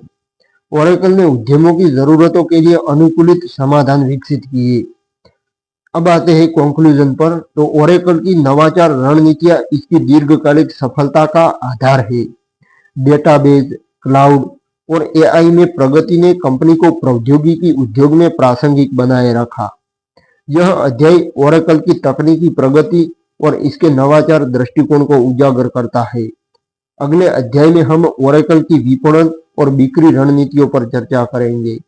तो अध्याय 14, विपणन और बिक्री रणनीतियां। तो विपणन और बिक्री ओरेकल की सफलता का इंजन। ओरेकल कॉरपोरेशन की वैश्विक सफलता में इसकी आक्रामक और रणनीतिक विपणन और बिक्री रणनीतियों की महत्वपूर्ण भूमिका रही है। लैरी एलिसन के नेतृत्व में कंपनी को प्रतिस्पर्धी बाजार में अपनी स्थिति को मजबूत करने के लिए नवाचार, ग्राहक केंद्रित दृष्टिकोण और आक्रामक बिक्री रणनीतियों का उपयोग किया। यह अध्याय ओरेकल की विपणन और बिक्री रणनीतियों, उनके विकास और उनके प्रभाव पर प्रकाश डालता है। तो प्रारंभिक बिक्री रणनीति। 1977 में अपनी स्थापना के समय से ही ओरेकल ने आक्रामक बिक्री रणनीतियों को अपनाया। लैरी एलिसन ने बड़े ग्राहकों जैसे सीआईए और अन्य सरकारी संगठनों को लक्षित किया, जो ओरेकल डेटाबेस की स्केलेबिलिटी और विश्वसनीयता की मांग करते थे। 1980 के दशक में कंपनी ने वित्त यानी फाइनेंस, टेलीकॉम और विनिर्माण जैसे उद्योगों पर ध्यान केंद्रित किया, जहां डेटा प्रबंधन की आवश्यकता तेजी से बढ़ रही थी। ओरेकल की प्रारंभिक बिक्री रणनीति में निम्नलिखित तत्व शामिल थे। प्रदर्शन पर जोर। ओरेकल ने अपने डेटाबेस को प्रतिस्पर्धियों जैसे आईबीएम के सिस्टम आर से तेज और अधिक पोर्टेबल साबित करने के लिए बेंचमार्क टेस्ट का उपयोग किया। प्रत्यक्ष बिक्री। तो कंपनी ने एक मजबूत बिक्री बल बनाया जो सीधे ग्राहकों के साथ काम करता था, ताकि उनकी विशिष्ट जरूरतों के लिए अनुकूलित किया जा सके। आक्रामक मूल्य निर्धारण। तो ओरेकल ने प्रतिस्पर्धी कीमतों की पेशकश की, जिसने छोटे और मध्यम उद्यमों को आकर्षित किया। अब विपणन रणनीति के विकास पर बात करें तो 1990 के दशक में ओरेकल ने अपने विपणन प्रयासों को और परिष्कृत किया। कंपनी ने अपने डेटाबेस को उद्यमों के लिए सबसे विश्वसनीय समाधान के रूप में ब्रांड किया। 1986 के आईपीओ के बाद ओरेकल ने वैश्विक विपणन अभियानों में निवेश किया, जिसमें प्रिंट विज्ञापन, उद्योग सम्मेलन और ट्रेड शो शामिल थे। 2000 के दशक में अधिग्रहणों जैसे पीपलसॉफ्ट 2005 और सिबेल 2006 ने ओरेकल के विपणन को और विस्तार दिया। कंपनी ने अपने ईआरपी और सीआरएम समाधानों को एकीकृत सॉफ्टवेयर सूट के रूप में प्रचारित किया, जो एसएपी और सेल्स फोर्स जैसे प्रतिस्पर्धियों के साथ मुकाबला करता था। डिजिटल विपणन और क्लाउड युग। तो 2010 के दशक में ओरेकल ने डिजिटल विपणन को अपनाया, खासकर जब इसने क्लाउड कंप्यूटिंग की ओर रुख किया। ओरेकल क्लाउड इंफ्रास्ट्रक्चर के 2016 में लॉन्च के बाद कंपनी ने डिजिटल चैनलों जैसे सोशल मीडिया, वेबिनार और ऑनलाइन डेमो का उपयोग करके अपने क्लाउड समाधानों को बढ़ावा दिया। विपणन मैसेजिंग में निम्नलिखित पर जोर दिया गया: उच्च प्रदर्शन, एकीकरण, एआई और स्वायत्तता। 2025 में गूगल और एनवीडिया के साथ साझेदारियों ने विपणन अभियानों को और मजबूत किया, जिसमें एआई और मशीन लर्निंग की क्षमताओं पर जोर दिया गया। स्पोर्ट्स स्पॉन्सरशिप और ब्रांडिंग। तो ओरेकल ने अपनी ब्रांड पहचान को मजबूत करने के लिए स्पोर्ट्स स्पॉन्सरशिप का उपयोग किया। 2010 के दशक से कंपनी ने सेलिंग और ऑटो रेसिंग जैसे खेलों में निवेश किया। उदाहरण के लिए ओरेकल ने अमेरिकाज कप सेलिंग प्रतियोगिता में अपनी टीम को प्रायोजित किया, जिसे लैरी एलिसन का व्यक्तिगत जुनून भी माना जाता है। इसके अलावा कंपनी ने red bull racing formula 1 team के साथ साझेदारी की, जिसने ओरेकल के ब्रांड को वैश्विक दर्शकों तक पहुंचाया। अब ग्राहक केंद्रित दृष्टिकोण पर बात करें तो ओरेकल की बिक्री रणनीति ग्राहक केंद्रित रही है। कंपनी ने उद्यमों की विशिष्ट जरूरतों के लिए अनुकूलित समाधान प्रदान करने पर ध्यान दिया। इसकी कंसल्टिंग और सपोर्ट सर्विसेज ग्राहकों को ओरेकल के प्रोडक्ट को लागू करने और अनुकूलित करने में मदद करती है। ओरेकल ने ग्राहक वफादारी को बढ़ाने के लिए ओरेकल यूनिवर्सिटी के माध्यम से प्रशिक्षण और प्रमाणन भी प्रदान किए। अब चुनौतियों की बात करें तो आक्रामक रणनीतियां, प्रतिस्पर्धा और विवाद। रणनीतिक सबक की बात करें तो ब्रांड स्थिति। ओरेकल ने उच्च प्रदर्शन और विश्वसनीयता पर जोर देकर एक मजबूत ब्रांड बनाया। डिजिटल अनुकूलन पर बात करें तो डिजिटल विपणन यानी डिजिटल मार्केटिंग और क्लाउड केंद्रित अभियानों ने कंपनी को आधुनिक बनाए रखा। ग्राहक फोकस पर बात करें तो अनुकूलित समाधान और सपोर्ट ने ग्राहक वफादारी को बढ़ाया। अब आते हैं निष्कर्ष पर। तो ओरेकल की विपणन और बिक्री रणनीतियां इसकी वैश्विक सफलता का एक महत्वपूर्ण हिस्सा रही है। आक्रामक बिक्री, डिजिटल विपणन और स्पोर्ट्स स्पॉन्सरशिप ने कंपनी को एक मजबूत ब्रांड बनाया। यह अध्याय इन रणनीतियों और उनके प्रभाव को उजागर करता है। अगले अध्याय में हम ओरेकल की भविष्य की दृष्टि और योजनाओं पर चर्चा करेंगे। तो अध्याय 15, भविष्य की दृष्टि। ओरेकल का भविष्यवादी दृष्टिकोण, फ्यूचरिस्टिक विजन, उस पर बात करते हैं। तो ओरेकल कॉरपोरेशन ने अपनी 5 दशकों की यात्रा में तकनीकी नवाचार, रणनीतिक अधिग्रहण और बाजार अनुकूलन के माध्यम से टेक्नोलॉजी उद्योग में अपनी स्थिति को मजबूत किया है। 2025 में कंपनी कृत्रिम बुद्धिमत्ता, क्लाउड कंप्यूटिंग और उभरते उद्योगों जैसे हेल्थ केयर और डेटा एनालिटिक्स में अपनी उपस्थिति को और बढ़ाने के लिए तैयार है। यह अध्याय ओरेकल की भविष्य की दृष्टि, इसकी रणनीतिक योजनाओं और प्रौद्योगिकी में इसके संभावित प्रभाव की पड़ताल करता है। तो क्लाउड कंप्यूटिंग में निरंतर विस्तार, उस मुद्दे पर बात करते हैं। तो ओरेकल क्लाउड इंफ्रास्ट्रक्चर कंपनी के भविष्य का एक केंद्रीय हिस्सा है। 2016 में लॉन्च होने के बाद से ओरेकल क्लाउड इंफ्रास्ट्रक्चर ने AWS, माइक्रोसॉफ्ट एज्योर और गूगल क्लाउड के साथ प्रतिस्पर्धा में तेजी से प्रगति की है। 2025 तक ओरेकल ने 40 से अधिक वैश्विक क्लाउड क्षेत्र स्थापित किए हैं और कंपनी की योजना अगले कुछ वर्षों में और अधिक डेटा सेंटर्स जोड़ने की योजना है। ये डेटा सेंटर्स कम विलंबता और उच्च उपलब्धता प्रदान करते हैं, जो बड़े उद्यमों के लिए महत्वपूर्ण है। ओरेकल का भविष्य का फोकस हाइब्रिड और मल्टी क्लाउड समाधानों पर है। कंपनी उद्यमों को अपने उनके ऑन प्रीमाइस सिस्टम को क्लाउड के साथ एकीकृत करने में मदद करने के लिए समाधान विकसित कर रही है। इसके अलावा ओरेकल ने क्लाउड नेटिव टेक्नोलॉजी जैसे क्यूबरनेट्स और कंटेनर्स में निवेश किया है, ताकि आधुनिक अनुप्रयोग विकसित को समर्थन दिया जा सके। अब एआई और मशीन लर्निंग में नेतृत्व पर बात करें तो कृत्रिम बुद्धिमत्ता और मशीन लर्निंग ओरेकल की भविष्य की रणनीति का एक प्रमुख हिस्सा है। 2025 में कंपनी ने गूगल के साथ पार्टनरशिप की, जिसमें गूगल के जेमिनाई एआई मॉडल्स को ओरेकल क्लाउड इंफ्रास्ट्रक्चर में एकीकृत किया गया। इसके अलावा एनवीडिया के साथ साझेदारी ने जीपीयू आधारित क्लाउड समाधान प्रदान किए, जो एआई वर्कलोड के लिए अनुकूलित है। ओरेकल की एआई रणनीति में निम्नलिखित शामिल है: स्वायत्त प्रणालियां, उद्यम एआई और हेल्थ केयर में एआई। हेल्थ केयर में विस्तार पर बात करें तो 2022 में शेरनर के $28.3 बिलियन के अधिग्रहण ने ओरेकल को हेल्थ केयर आईटी में एक प्रमुख खिलाड़ी बनाया। कंपनी की भविष्य की योजना हेल्थ केयर उद्योग में क्लाउड आधारित समाधानों को और विस्तार देने की है। इसमें शामिल है इलेक्ट्रॉनिक हेल्थ रिकॉर्ड (ईएचआर), रोगी डेटा प्रबंधन को बेहतर बनाने के लिए क्लाउड आधारित ईएचआर सिस्टम, एआई संचालित डायग्नोस्टिक्स, उस पर बात करें तो मशीन लर्निंग का उपयोग करके रोग निदान और उपचार योजना में सुधार, टेलीमेडिसिन, रिमोट हेल्थ केयर सेवाओं के लिए डिजिटल समाधान। हेल्थ केयर में ओरेकल की दृष्टि डिजिटल परिवर्तन को तेज करना और वैश्विक स्वास्थ्य सिस्टम्स को अधिक कुशल बनाना है।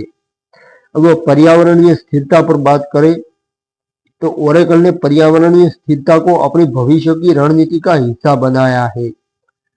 कंपनी ने 2025 तक अपने डेटा सेंटर्स को 100% रिन्यूएबल एनर्जी पर चलाने की प्रतिबद्धता जताई है। इसके अलावा ओरेकल अपने क्लाउड समाधानों को एनर्जी एफिशिएंट बनाने के लिए एआई और ऑटोमेशन का उपयोग कर रहा है, जो कार्बन उत्सर्जन को कम करता है। यह दृष्टिकोण न केवल पर्यावरणीय जिम्मेदारी को दर्शाता है, बल्कि ग्राहकों को टिकाऊ समाधान भी प्रदान करता है। अब वैश्विक और उद्योग विशिष्ट समाधान पर बात करें तो ओरेकल की भविष्य की रणनीति उद्योग विशिष्ट समाधानों पर केंद्रित है। कंपनी फाइनेंस, रिटेल, टेलीकॉम और गवर्नमेंट सेक्टर के लिए अनुकूलित समाधान विकसित कर रही है। उदाहरण के लिए ओरेकल फाइनेंशियल सर्विसेज क्लाउड वित्तीय संस्थानों के लिए डेटा सुरक्षा और नियामक अनुपालन पर केंद्रित है। इसके अलावा कंपनी उभरते बाजारों जैसे अफ्रीका और दक्षिण पूर्व एशिया में उपस्थिति बढ़ाने की योजना बना रही है। अब ओरेकल की भविष्य की योजनाएं कई चुनौतियों का सामना कर सकती है। प्रतिस्पर्धा सबसे पहले तो अमेज़न वेब सर्विसेज, माइक्रोसॉफ्ट और गूगल जैसे प्रतिस्पर्धी एआई और क्लाउड में भारी निवेश कर रहे हैं। नियामक दबाव यानी रेगुलेशन का दबाव, तो डेटा गोपनीयता और भ्रष्टाचार से संबंधित पिछले विवादों के कारण ओरेकल को सख्त नियामक जांच का सामना करना पड़ सकता है। तकनीकी अनुकूलन पर बात करें तो तेजी से बदलती प्रौद्योगिकियों के साथ तालमेल बनाए रखना एक चुनौती है। रणनीतिक सबक की बात करें तो नवाचार पर ध्यान, एआई और क्लाउड में निवेश ओरेकल को प्रासंगिक बनाए रखेगा। साझेदारियां तो गूगल और एनवीडिया जैसे सहयोगी तकनीकी नेतृत्व को मजबूत करते हैं। स्थिरता के सबक की बात करें तो पर्यावरणीय और सामाजिक जिम्मेदारी ग्राहक विश्वास बढ़ाती है। अब ओरेकल की भविष्य की दृष्टि क्लाउड, एआई और हेल्थ केयर में नेतृत्व पर केंद्रित है। कंपनी का वैश्विक डेटा सेंटर विस्तार उद्योग विशिष्ट समाधान और स्थिरता पर जोर इसे अगले दशक में प्रौद्योगिकी दिग्गज के रूप में स्थापित करने की क्षमता रखता है। यह अध्याय ओरेकल की भविष्य की योजनाओं को उजागर करता है। अगले अध्याय में हम ओरेकल की वैश्विक उपस्थिति और इसके सामाजिक प्रभाव की चर्चा करेंगे। अंतिम टिप्पणी पर आप आते हैं और बुक को खत्म करते हैं। तो ओरेकल कॉरपोरेशन की कहानी नवाचार, रणनीतिक दूरदर्शिता और लचीलेपन का एक शानदार उदाहरण है। 1977 में एक छोटे स्टार्टअप के रूप में शुरू हुई यह company Larry Ellison, Bob minor और एड ओट्स की दृष्टि के बल पर दुनिया की अग्रणी प्रौद्योगिकी कंपनियों में से एक बन गई। इसके रिलेशनल डेटाबेस ने डेटा प्रबंधन में क्रांति लाई, जबकि क्लाउड कंप्यूटिंग, एआई और हेल्थ केयर में इसके कदमों ने इसे आधुनिक युग में रिलेवेंट बनाए रखा। अब प्रमुख उपलब्धियों पर बात करते हैं।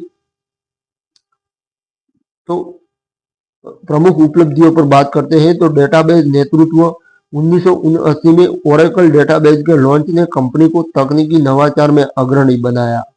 वैश्विक विस्तार तो 1986 के आईपीओ और अंतरराष्ट्रीय बाजारों में प्रवेश ने ओरेकल को एक वैश्विक ब्रांड बनाया। अधिग्रहण की बात करें तो पीपलसॉफ्ट, सन माइक्रोसिस्टम्स और सेर्नर 2022 जैसे अधिग्रहणों ने इसके पोर्टफोलियो को डाइवर्सिफाइड बनाया। क्लाउड और एआई की बात करें तो ओरेकल क्लाउड इंफ्रास्ट्रक्चर और गूगल, एनवीडिया के साथ साझेदारियों ने ओरेकल को भविष्य की प्रौद्योगिकियों में अग्रणी बनाया। वित्तीय ताकत की बात करें तो 2025 तक $50 बिलियन से अधिक का रेवेन्यू ओरेकल की वित्तीय स्थिरता को दर्शाता है। चुनौतियां और सबक की बात करें तो ओरेकल ने 1990 के वित्तीय संकट, कानूनी विवादों और नियामक जांच जैसी चुनौतियों का सामना किया। इन अनुभवों ने कंपनी को वित्तीय अनुशासन, नैतिक प्रथाओं और अनुकूलन क्षमता के महत्व को सिखाया। प्रतिस्पर्धा, विशेष रूप से अमेज़न वेब सर्विसेज और माइक्रोसॉफ्ट से, जिसने ओरेकल को तेजी से नवाचार करने और ग्राहक केंद्रित रहने के लिए प्रेरित किया। सामाजिक और पर्यावरणीय प्रभाव की बात करें तो ओरेकल ने सामाजिक जिम्मेवारी में भी योगदान दिया है। ओरेकल एजुकेशन फाउंडेशन के माध्यम से STEM शिक्षा और रिन्यूएबल एनर्जी पर आधारित डेटा सेंटर्स जैसे कदम इसके सामाजिक और पर्यावरणीय प्रभाव को दर्शाते हैं। कंपनी की विविधता और समावेश पहल जैसे ओरेकल विमेन इन लीडरशिप, जिसने इसके कार्य वातावरण को समावेशी बनाया।